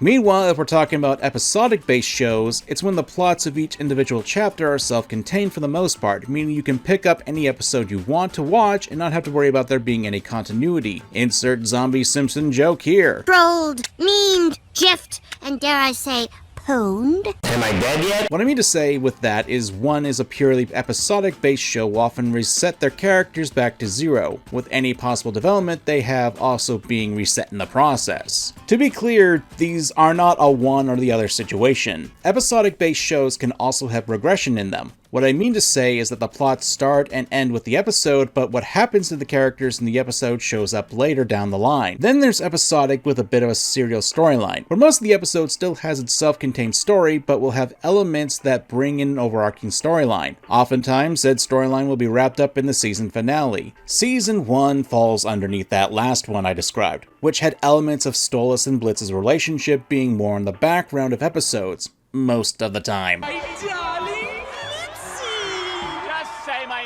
Right. And it culminated in the episode of Ozzy's. However, Season 2 is a bit messier to really put into those categories, since there are episodes that are just self-contained stories, but the season transitions into a more of an ongoing narrative into the issues of Blitz and Stolas, and the will they, won't they, and they do BS.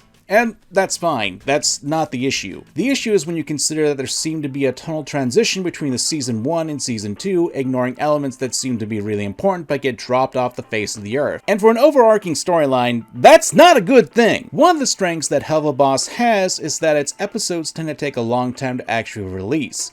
Sometimes you have a few months between them, with the least amount of them being 1 month after each other. It prepares a somewhat bubble where you can remember things about the previous episode, but not all the finer details. Unless you're a nitpicky asshole whose job it is to look up stories in depth and actually consider them. Luckily for you guys, my nitpicking license expired in 2020 and I don't need to do that. Let's consider one of the biggest issues that having this sort of story format created. Do you guys remember this scene from Ozzy's? Stolas, don't act like what we have is anything but you wanting me to fuck you, okay? Of course you do, because I just played it a few minutes ago in between my insane rambling. Well, that cold dose of reality never really gets brought up again in the series. At most you have a single text message that gets shown up in a blink and you miss it moment. Because, guess what? That's not actually addressing the issue that happened here. And that means it's time for the fans to put things together in that regard.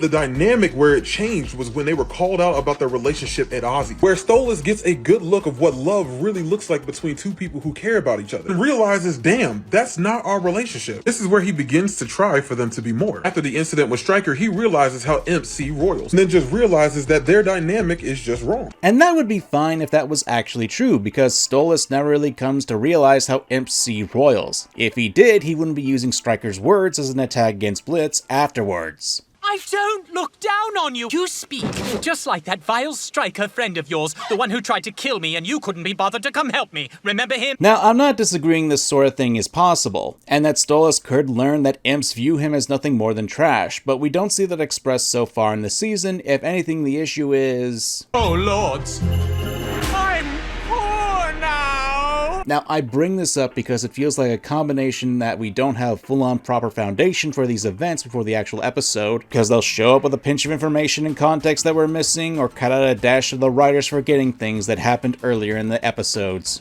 Take, for example, this line in the Season 2 finale. You have always been the only good thing in my life. Does that mean you just stayed miserable because of me? Was I some fucking obligation? Is that why you didn't even hesitate when you got a chance to leave? And if you recall the first episode of this season... The only reason I have endured your constant insults and cruelty was for that girl to have a normal life. Octavia got it right in one! And with that, you could say the fact that Stolas' pill bottles are enough of a foreshadow for this, but think about how much more powerful it would have worked if Octavia had actually overheard Stolas say these words and kept thinking to herself that it was just her parents being in the heat of an argument. Not like they haven't done things like that before. You want to fuck this one too?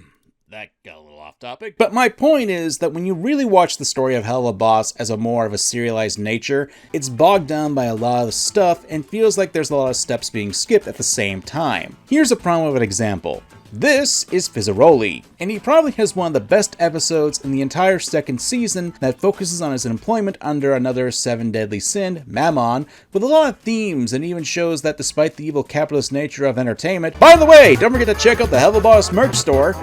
It shows a lot of the villain for the character, and it's ultimately a pointless episode. Yeah, you heard me. In the grand scheme of things of Helluva Boss, this episode doesn't really contribute anything to the overarching narrative. We already knew there was a bit of a social taboo of someone like Ozzy, a 7 deadly sin as well as an upper-ranked demon having a relationship with a lowly imp like Fizzaroli. Otherwise, you have a support character getting at least 2 episodes dedicated to him. The first one makes sense since it also developed Blitz with the 2 reconciling over a mistake, which has its own issues, but one at a time here, folks. Meanwhile, when this episode aired, 2 of the main cast, Millie and Luna, had gotten the least amount of development, even though they were very important to our main character Blitz as being a part of their modern-day family. And while Millie did eventually get some characterization and even a fleshed out backstory with her... Yeah, sorry, I like making money on YouTube, so I'm sure you guys can put 2 and 2 together for that one. But even though Millie had gotten some fleshing out, the fact that it took so long when other characters like Fizz got 2 whole episodes where he was either sharing the focus or was the main focus, it kind of feels like... You're good. Hell, the episode I was talking about, you could just write Blitz out of the story and nothing would change with the narrative. And it sucks for me to say that when this episode was pretty much pointless in the grand scheme of things because it shows that the writing in Helluva Boss can be pretty good with a little bit of self-awareness sprinkled in. Also, if you're a chick, maybe give up on your dreams now, because I'm not gonna lie, women just ain't funny.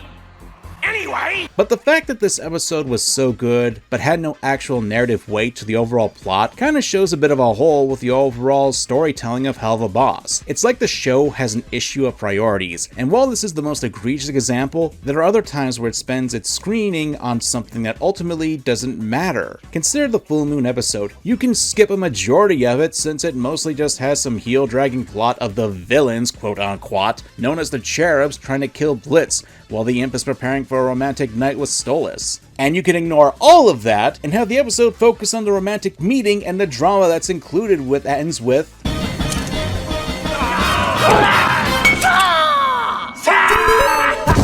This isn't to say you can't have episodes or subplots that aren't related to the overall story that you're trying to convey, but here's the thing, it should be in service of the plot, especially if you're an indie series that needs to budget what they're doing. Otherwise, it's wasted effort, it's wasted time, and it's wasted money. I'm poor now! And this circles back to the episodic stuff I was talking about, because with how Helluva Boss is structured in this way, the flow of the story is super messy because of it. The show wants to be continuous, all the while using the episodic rules. But Kamen, that just makes it more realistic and yes, life can be messy, and sometimes chaotic events will happen, but that doesn't really equate to the writing to be good. You can be as realistic as you want, but that doesn't mean that the writing will be good, nor does it make your narrative believable. Senator, I'm gonna knock you out! Try University of Texas, could have gone pro if I hadn't joined the Navy. I'm not one of those beltway candies. I could break the president in two with my bare hands! You're nothing! Nice. And even then, it's still wasting time and has messed up priorities. Hell, let's consider Seeing Stars, the second episode of Season 2. Let's ignore the fact that we're glossing over the whole. Stolas, don't act like what we have is anything but you wanting me to fuck you, okay? You make that really clear all the time. See the thumbnail where it has Octavia and Luna in it? You would think that most of the episode is focused on the two actually meeting, bonding, and psych!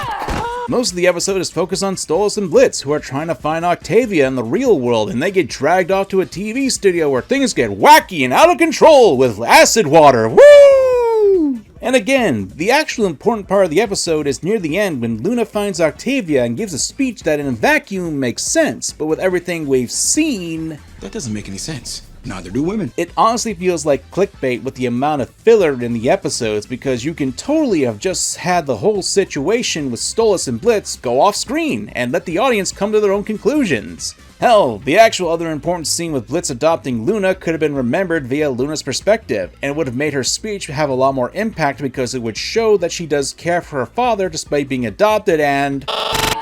yeah, that right there, I guess. Daughter of the Year, I suppose. Again, this isn't me saying that there aren't any redeeming qualities with the writing, but there's a lot of fluff that does hold back the episodes, especially since the show kind of warped into a more storyline-driven structure that is still episodic, and that clashes so much. And that plays into another issue. You're a colorful bunch. In the last chapter, I brought up Visiroli and how he got at least 2 episodes where he was either part of the lead or was the main character of said episodes, and how he got developed before 2 of the arguably more prominent, more obviously earlier introduced characters like Luna and Millie. And this leads into an issue that I've noticed is a bit of a trend when I talk about issues in writing: characters. Or to be more specific, too many characters. All of these guys are absolutely essential. How many of them could you possibly cut while telling the same story? Dear God, no! I'm already dealing with Helluva Boss right now. I don't need another garbage fire thrown onto the plate. Side note, F you for thinking Frankie is important to One Piece. Back on topic, Helluva Boss is a pretty big roster of characters, so I decided to count all the characters who appear in the episodes who talk and aren't just a one-off episode. And I count about 24 characters. Give or take, because sometimes you never know if a character is going to show up again in some capacity, like how Martha showed up in the first official episode, then showed up later in an apology tour as a sinner, banging Miss Mayberry. Neat. And to be even more fair, sometimes the characters with this are regulated to a small conversation, like Sally May, who only fell into that criteria because she was the one that Millie called in the last episode. But my issue is that there are a lot more cast bloat here, and there are a lot of recurring characters who take a lot more active roles than the main cast. Arguably, you could say that the two main leads of the show are Blitz and Stolas, with Blitz being the main character, obviously. As such, it's easy to point out that the current group that Blitz lives and works with should be regarded as the secondary cast. Millie, Moxie, and Luna. Stolas could fit in that as well, but could easily classify him as a deuterologist considering all his screen time and how he's tied into the plot. The issue is how the characters are used as well as how they're utilized. Consider probably one of the worst episodes in Season 2, if not the entire show, Unhappy Campers. An episode that is divided between Moxie and Millie trying to find and kill someone for a client, with the other division being with Blitz trying to reconnect with his sister who just so happens to be in cahoots with a drug trafficking target. For the Moxie and Millie portion, we get this odd insecurity issue with Millie that never really came up before this episode, and another rehash of Moxie with his confidence issues, which episodes like Murder Family, the Harvest Moon Festival, and X's and O's had similar characterization for Moxie as the plot, which, speaking of, really made the character Moxie be really unlikable to just prop up Millie. Funnily enough, that'll be something we'll get to later, but it really feels like a worse rendition of the previous stories, topped off with making me want to die from the awkwardness that Moxie displayed. All week it's been, oh, look at Millard. Isn't he great? As a former crossplayer, I wanted to die watching that. You what? It honestly felt like the writers didn't know what they wanted to do with the characters and just decided to pad out the episode with Moxie and Millie scenes while Blitz was looking for his sister. Again, sometimes it's better to let the audience come to their own conclusion on things. Let's consider The Amazing Little Circus last episode for a comparison's sake. Most of the cast was working at a burger joint, with Kinger being left behind. The next time we see Kinger, it's him riding a bull, and somehow he was the only one to get an excellent score for the mission, even though he wasn't there. We don't need to actually know what the character is up to, because with an outlandish result like that, it allows your audience to have intrigue and come with their own theories as to what actually happened to the characters. There's a literary rule of sorts that people like to say ad nauseum. Show, don't tell. And while I would agree with that notion when it comes to important aspects of a story, much like drinking too much water, eating too many sweets, or spending God knows how much time analyzing an online piece of entertainment, too much of a good thing can be bad for you and your brain. In that regard, showing too much can be a bad practice. And there isn't a one-size-fits-all for this sort of thing, but one rule of thumb when it comes to this sort of writing is to understand what is actually important for your audience to see and what is superfluous. And what that is going to be dependent on what the artistic goal is for the writing. And you should base your writing around that, and it should be service in that goal of sorts. But if you show too much of the superfluous, it will muddy that path to the goal. It makes the narrative convoluted and overcomplicated, but not complex, because it brings up elements that don't really matter. Bring up paths that are dropped or settled off screen, or rehash something with a new coat of paint. Just because there are a lot of pieces in your narrative, that doesn't mean it's complex, especially since there are pieces that don't really contribute to the main goal. It just means you got scammed by Bill at the local flea market. And it sucks to say that, because it really is possible to make a great tight narrative and have the episodic nature of the episodes work, but because Helluva Boss is trying to do both, it makes it hard to get into with that regard. And it's more tragic because the characters are at the very least interesting, while the protagonists at least have potential. Here's another example of superfluous. If parts of a narrative can be cut and not really affect the outcome of what your goal is for the episode, you'll want to keep them to a minimum since they can bog down the narrative. I brought up Unhappy Campers earlier, but another example is Full Moon, where the only real important part of the episode is in the last 5 minutes, where Blitz and Stolas have their breakup scene. The rest of it is bogged down with probably some of the least relevant meandering with the cherubs, antagonists who ultimately suck. You're cool! Not that it isn't anything new with Helluva Boss, their villains ultimately do have a lot of issues, but my point is that we wasted a lot of time with their interactions in Hell while trying to kill Blitz, and they ultimately do not matter to the plot. So we just wasted all that time. Yay. Let's pivot to something I really want to sink my teeth into, since it's something that I've slowly been evolving my channel into, and that's the discussion of villains or antagonistic characters. Mind if I got in? Look, I love me good villains. They arguably have some of the most fascinating writing to them, as well as their designs just scream out to me. I don't know, maybe it's because I've become the villain to a lot of fandoms.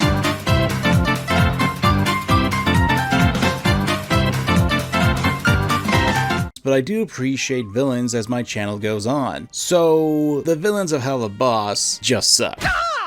Yeah, no dancing around this sort of thing. And there are two aspects of them that really make it hard for me to like them as villains. You know, the two of us are superior than most of our kind. Why struggle to run a business that is rigged against you, when you could partner up with me and kill the unkillable? A little longer than a few minutes later. With the Line? The grimoire! Yeah, that. The first is that there really isn't any depth to them, and the second is they're just slightly worse than a protagonist that make them the bad guy. One or another, this could make a villain work to me, but combined, it's a bad combination. Take a look at Stella. Laugh? No, you stupid cow! In the first season, you had a character being set up to be a wife scorned by a cheating husband to the point where she was willing to set up a hitman to kill him. Her hate for her husband, Stolas, it was... Hate. Let me tell you how much I've come to hate you since I began to live. It was... I have no desire to stay in the place of a traitorous embarrassment. You have fallen from what little grace you had. Yeah, that. And then season 2 happened and... the potential just went up in smoke cause it was shown that Stella was just a straight up bitch and loves to be abusive to Stolas because he was forced to marry her in an arranged marriage. Like, she had the same thing, but whatever. And then she just becomes a dumb idiot with her brother showing up to take the reins of becoming the antagonist, even though he's just as dumb as her.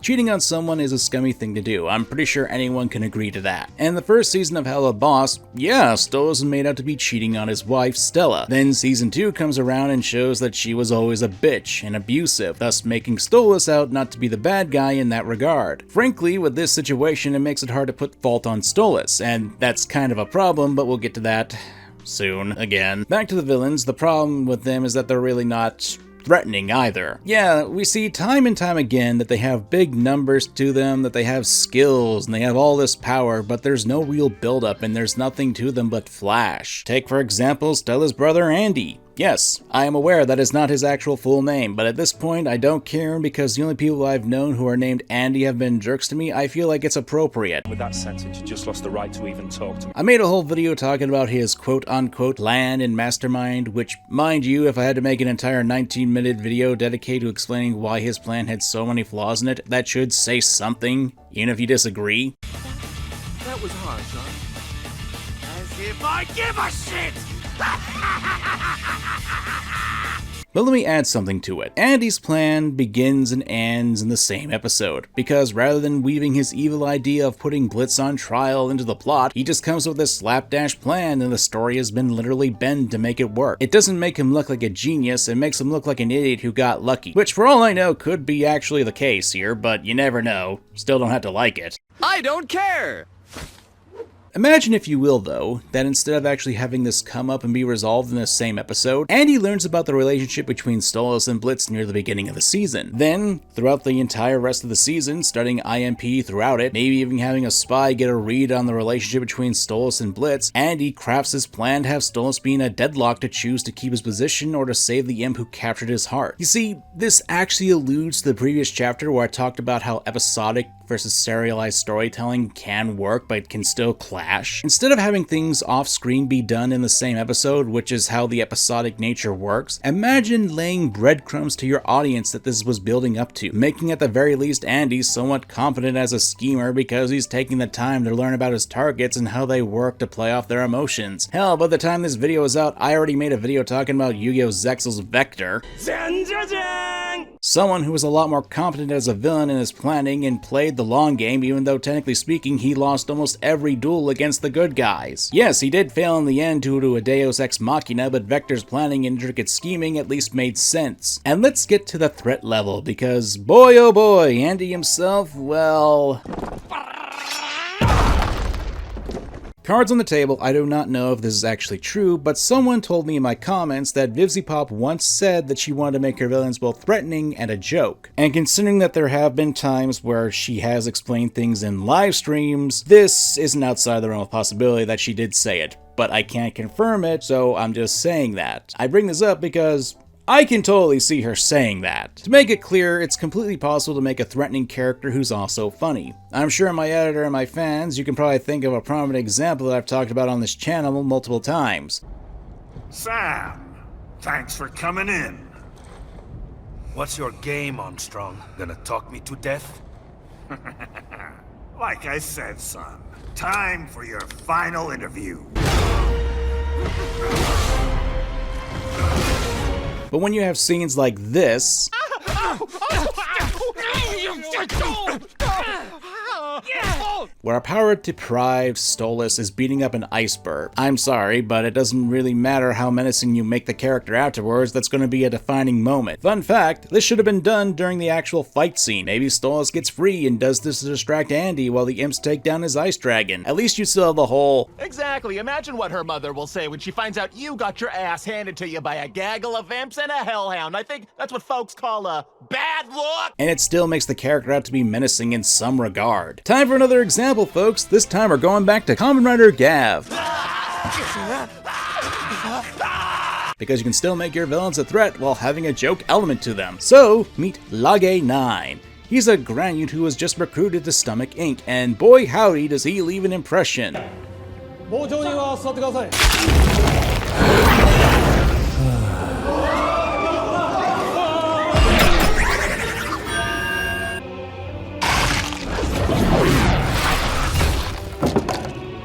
We're shown for a few episodes that the Granude has a nasty ability, that he can produce small tentacles that, when stinging a person, can introduce a toxin into their bloodstream that makes them happy and incapacitated for a while, which allows Lage 9 to harvest them. We're shown at least 2 scenes of this happening, and that he's a character capable of doing this quite easily, and that he hasn't been discarded by the heroes of the story, meaning he's a silent threat. However, when he gets a promotion of sorts, he actually sets up a trap to confront our heroes, armed with something new. By the way, people on your draw tablets, gonna need you to pay attention for a minute.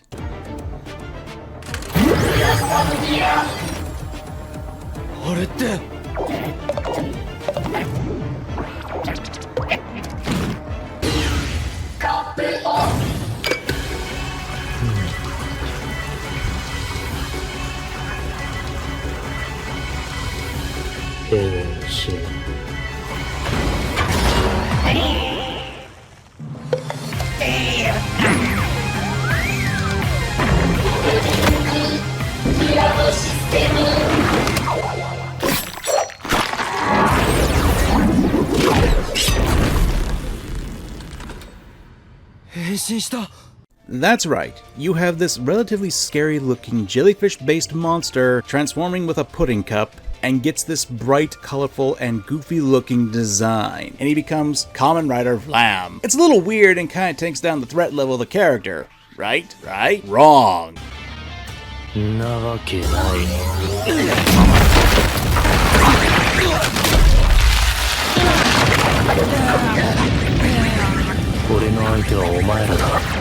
So, not only do we see him use his previously established power in a combative sense, but Vlam is able to show that even without that power, he's able to take on the main riders quite easily, treating them as a joke.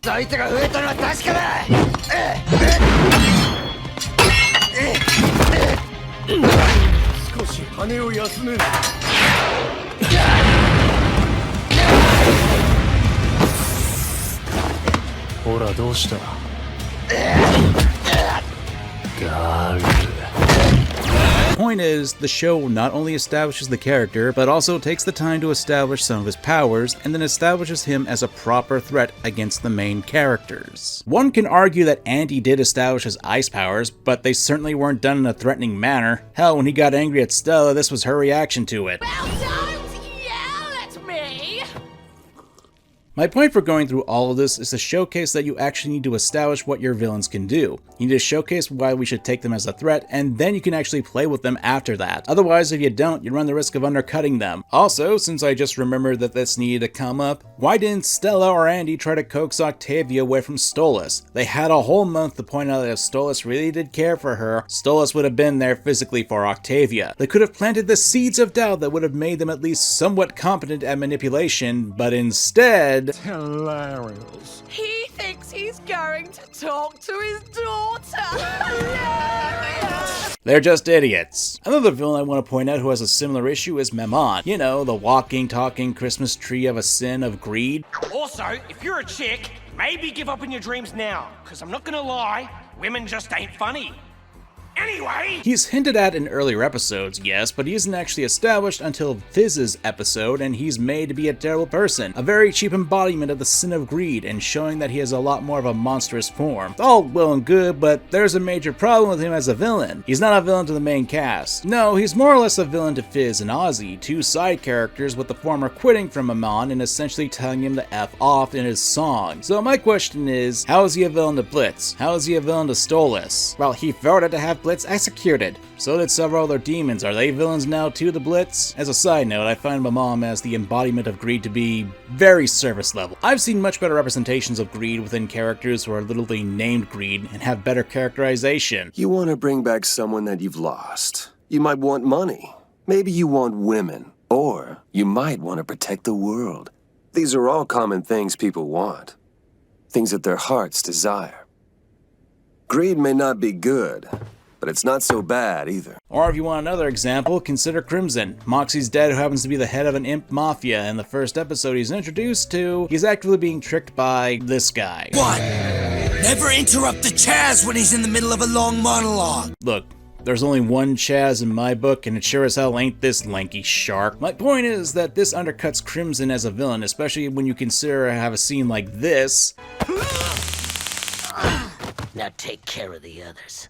It's supposed to invoke a no-nonsense bastard who ain't got time for your bullcrap, and you just make him out to be an idiot. It's a trend that happens with a lot of villains in Vivziepop's more popular work, and you can obviously disagree. I got some people telling me that Adam from Hazbin Hotel is a great villain, and while I personally would rather stick a knife in a toaster than agree, it's all a matter of preference in that regard. Of course, there's one thing that we do need to discuss, something even more egregious than the villains. I want to preface this part that my issues with the relationship between Stolas and Blitz isn't because it's between two guys. I personally don't care in that regard, especially when you consider the fact that I've been openly bi for a couple of years at this point. You did it. Good job. I can't believe it. I'm proud of you. Kinda throws it out the window. No, it's because of one certain member in the group, Stolas. I've made it clear I am not a huge fan of the all, as shown by this video where I expressed the issues I had with Stolas' writing and how the show does have a tendency to paint the character as a victim, and how a lot of the issues in the relationship were because of Blitz, or that's how the show wants you to perceive it as. And my main issue was that the show never really punishes Stolas for his treatment of Blitz and how that never really gets addressed. That he does terrible things, but the show and the writers make it out that you should feel bad for him and that they are a really good person. Now, that's a very, very generalized and gross summary of what I said in my video, as was made before the Season 2 finale. Like,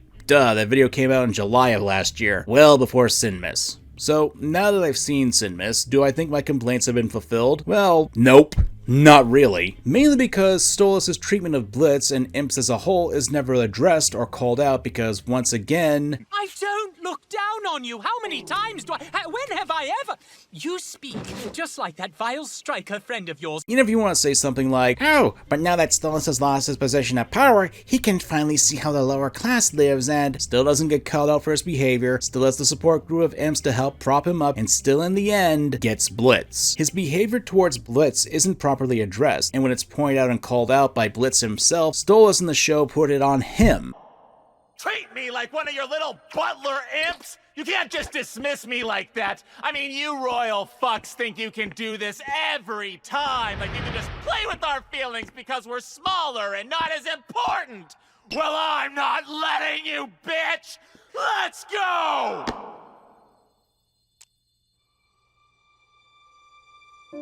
Blitz, I think so very highly of you.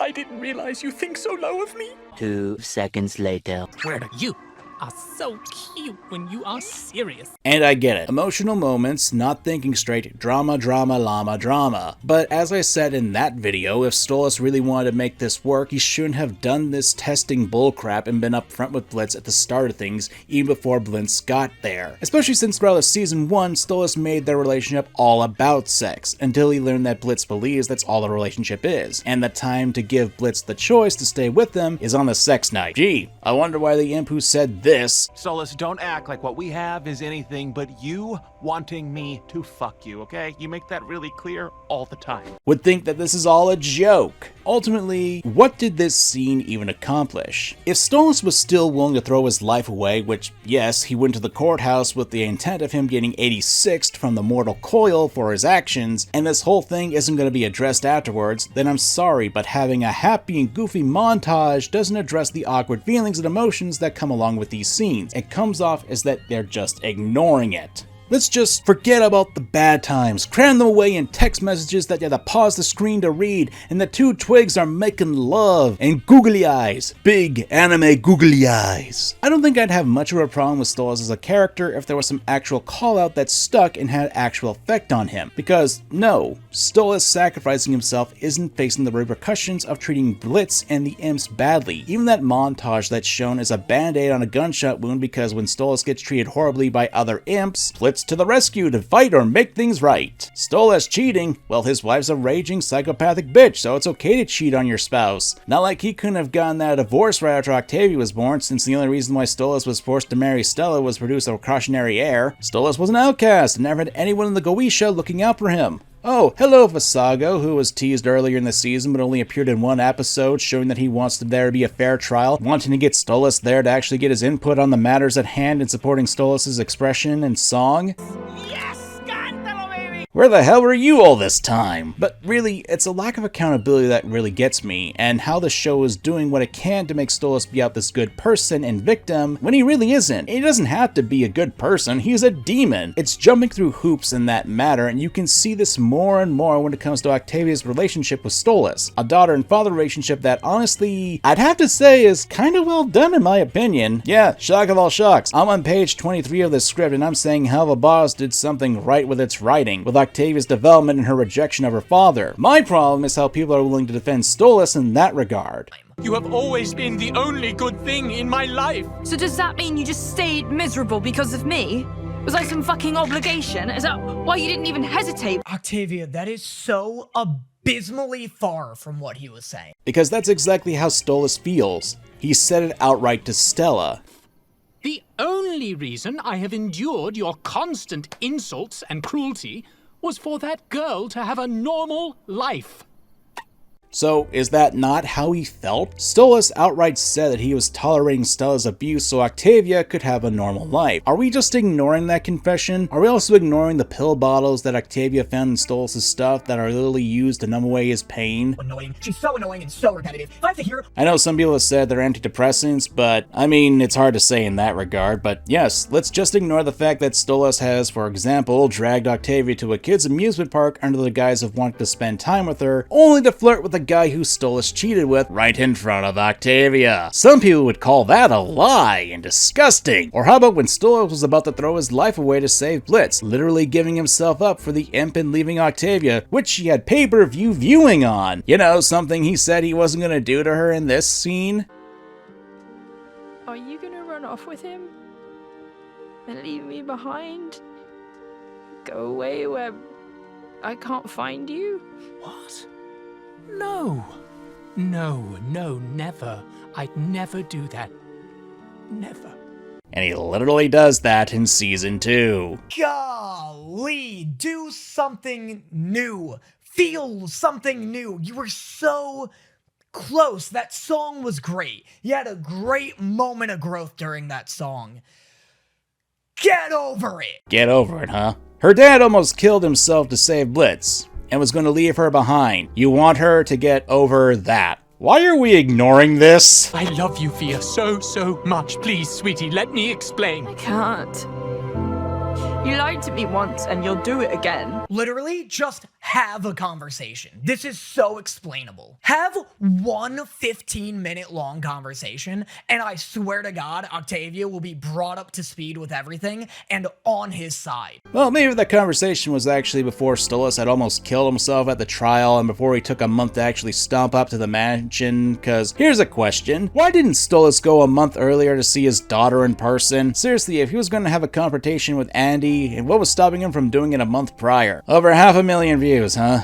Ugh. Again, I'm not trying to pick a fight or such, but this is more to showcase how far people are willing to ignore Stolas' actions and words, even when they're right in front of them, to defend him and make it so his consequences aren't justifiable. I would also chalk this up to the fact that Helluva Boss does technically have like a lot of gaps in there, so some people might forget the key details here and there, but yeah, that's just me. Stolas is a terrible father. Someone who's given a lot of leeway from his daughter, and cards on the table. Ever since my own father passed away, I've always been a sucker for father characters. Their stories tend to hit me right in the feels, cause I guess I'm just that messed up with the lack of a father in my life nowadays. So when I see people who are clearly trying to paint Stolas as the main victim in all this, as if his actions didn't lead him down this way and are willing to put the blame onto his daughter, the kid whose life was ripped right in shreds in front of her, her father blatantly hitting on the guy he cheated with, and was more interested in arguing with his wife than talking to his daughter, and as a reminder, in case you guys forgot, almost killed himself to save the guy he cheated with. I guess the takeaway is this. Stolas sucks as a character, and you can certainly like him, but you in the show need to acknowledge that fact and not ignore what he's actually said and done.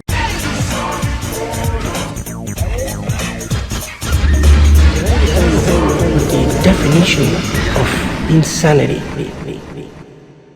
This is something of a bit of a last minute thing I need to bring up, but it's just logical questions that need to be asked, because here's the thing. There's a difference between having people come up with their own conclusions and just ignoring logic. Logic is necessary in your story because when there's a number of times when you're forced to say, why didn't insert character do this? Or, wait, that doesn't make any sense, then that can cause your plot to have a few more holes than the Swiss cheese. I brought up a few logical inconsistencies in Mastermind, especially with Andy's plan and how slipshod it was. This has the nasty effect of making the character look incredibly stupid and makes it so much easier to see the writer's puppet strings to twist and turn the plot to make things happen. No, this isn't, the characters aren't 100% logical, therefore bad writing. It's more along the lines of, this is something the characters should have done because they've been shown to do it, so why didn't they? I understand that characters and people are illogical, but when you literally have something that can fix the situation strapped to the back of your hand, hint, hint, I'm gonna have a few questions about the character's brain. I also want to give a few examples other than one that hopefully won't take as much time either, and I'll even use the latest 2 episodes to make my points since there are some big holes in those plots. So, in the episode Mastermind, when IMP are trying to escape the Hell Police, there's one question that really needs to be asked. Why the fuck didn't Blitz use his Asmodean crystal to disappear into the human world with his family and friends? No, seriously, it's a legitimate question. We've seen in the past he's able to make portals big enough to transport his van, twice, and we also know that he can use it immediately. So why didn't he use that when the interns are being used as a distraction? Why didn't he do that while in the building? It's not like the officers were storming the building at that point. IMP could have easily escaped from hell and hid themselves in the human world. Lord knows that they can easily blend in. Oh my god, it's a fucking possum! I bring this up because it raises questions, and there are people who will raise good points, such as it being stressful time, and in order to use the crystal, you have to turn it on. And to that I say, oh damn. Gee, it's almost like a stressful situation where there's still a bit more time isn't so much an excuse, especially since the damn thing is on Blitz's hand. Like seriously, I get that law enforcement is incompetent, but if you have minutes on end to destroy evidence, why wouldn't you have Moxie do this thing to turn on the crystal? Or how about the excuse of, the police had turned off teleportation, which has no indication in the show that happened. I have a rule in this world of fiction, if it's not in the show, it doesn't count. That includes fan theories, interviews, or explanations after the fact. If it wasn't important enough to put in the show then, why should I believe it is now when it's trying to fix a problem? And then there will be people who will turn around and say to me, unironically, that Helluva Boss covers all the little details, like having Octavia's phone display the number of Blitz, but have him be referred to as Dad's shitty boyfriend's number. And that's nice and all, but when you have major issues like the lack of the Asmodean crystal being used to escape, the little details do not matter. Sinmas, while not as egregious, debatably has a pretty big one. So, after the trial, Stolas tries to contact his daughter Octavia, and Stella takes away Octavia's phone so she can't talk to her father. I mean, aside from the very blatant active sabotage that's happening in front of Octavia's eyes with these 2 idiots, and aside from the fact that we don't get a scene of Stella or Andy trying to turn Octavia against her father, nothing happens for a month. Yep. It isn't until a month later that both Stolas and Octavia go, screw this, I'm gonna see my dad and daughter. I'm just thinking here, why didn't they do this sooner? I get that they wanted to include Sinmas for the namesake, but how about instead of showing that montage of Blitz and Stolas having everyday things happen, why not include a few scenes where Octavia is being prevented from leaving the mansion to see her father, or Stolas being turned away from the gates? Just something to show the characters were doing something more productive than trying to use the damn phone, cause it's shown that it won't work. It comes off as laziness, especially when we're shown explicitly that Octavia could easily sneak out from Stella and Andy to see her dad. She knows where IMP's office is. She goes there later in the episode, so what was stopping her now? It's stuff like this that makes it hard for me to really enjoy Helluva, because if the show doesn't bother to explain why they waited a month to do this, it's just showing the writers manipulating the logic of the world just to make things work, and in the worst way.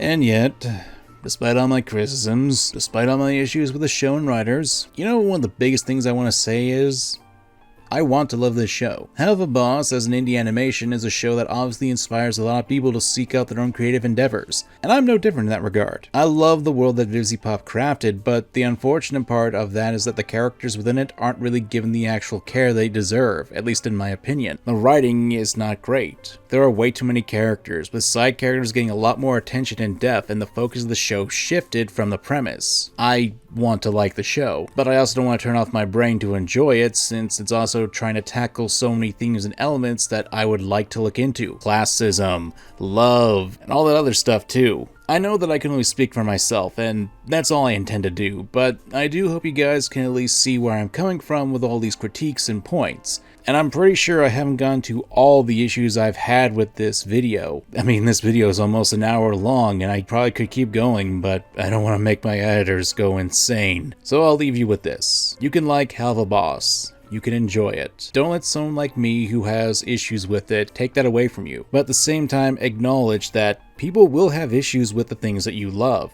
with the things that you enjoy. As for me, I hope that when Season 3 drops, they do fix issues. I know there are a lot of people who have been dropping the show, and it's understandable. I want to give it one more chance. And if not, well, I can at least say I enjoyed what it made. In any case, I'm MangaKamen, thank you for watching, and peace out. Later.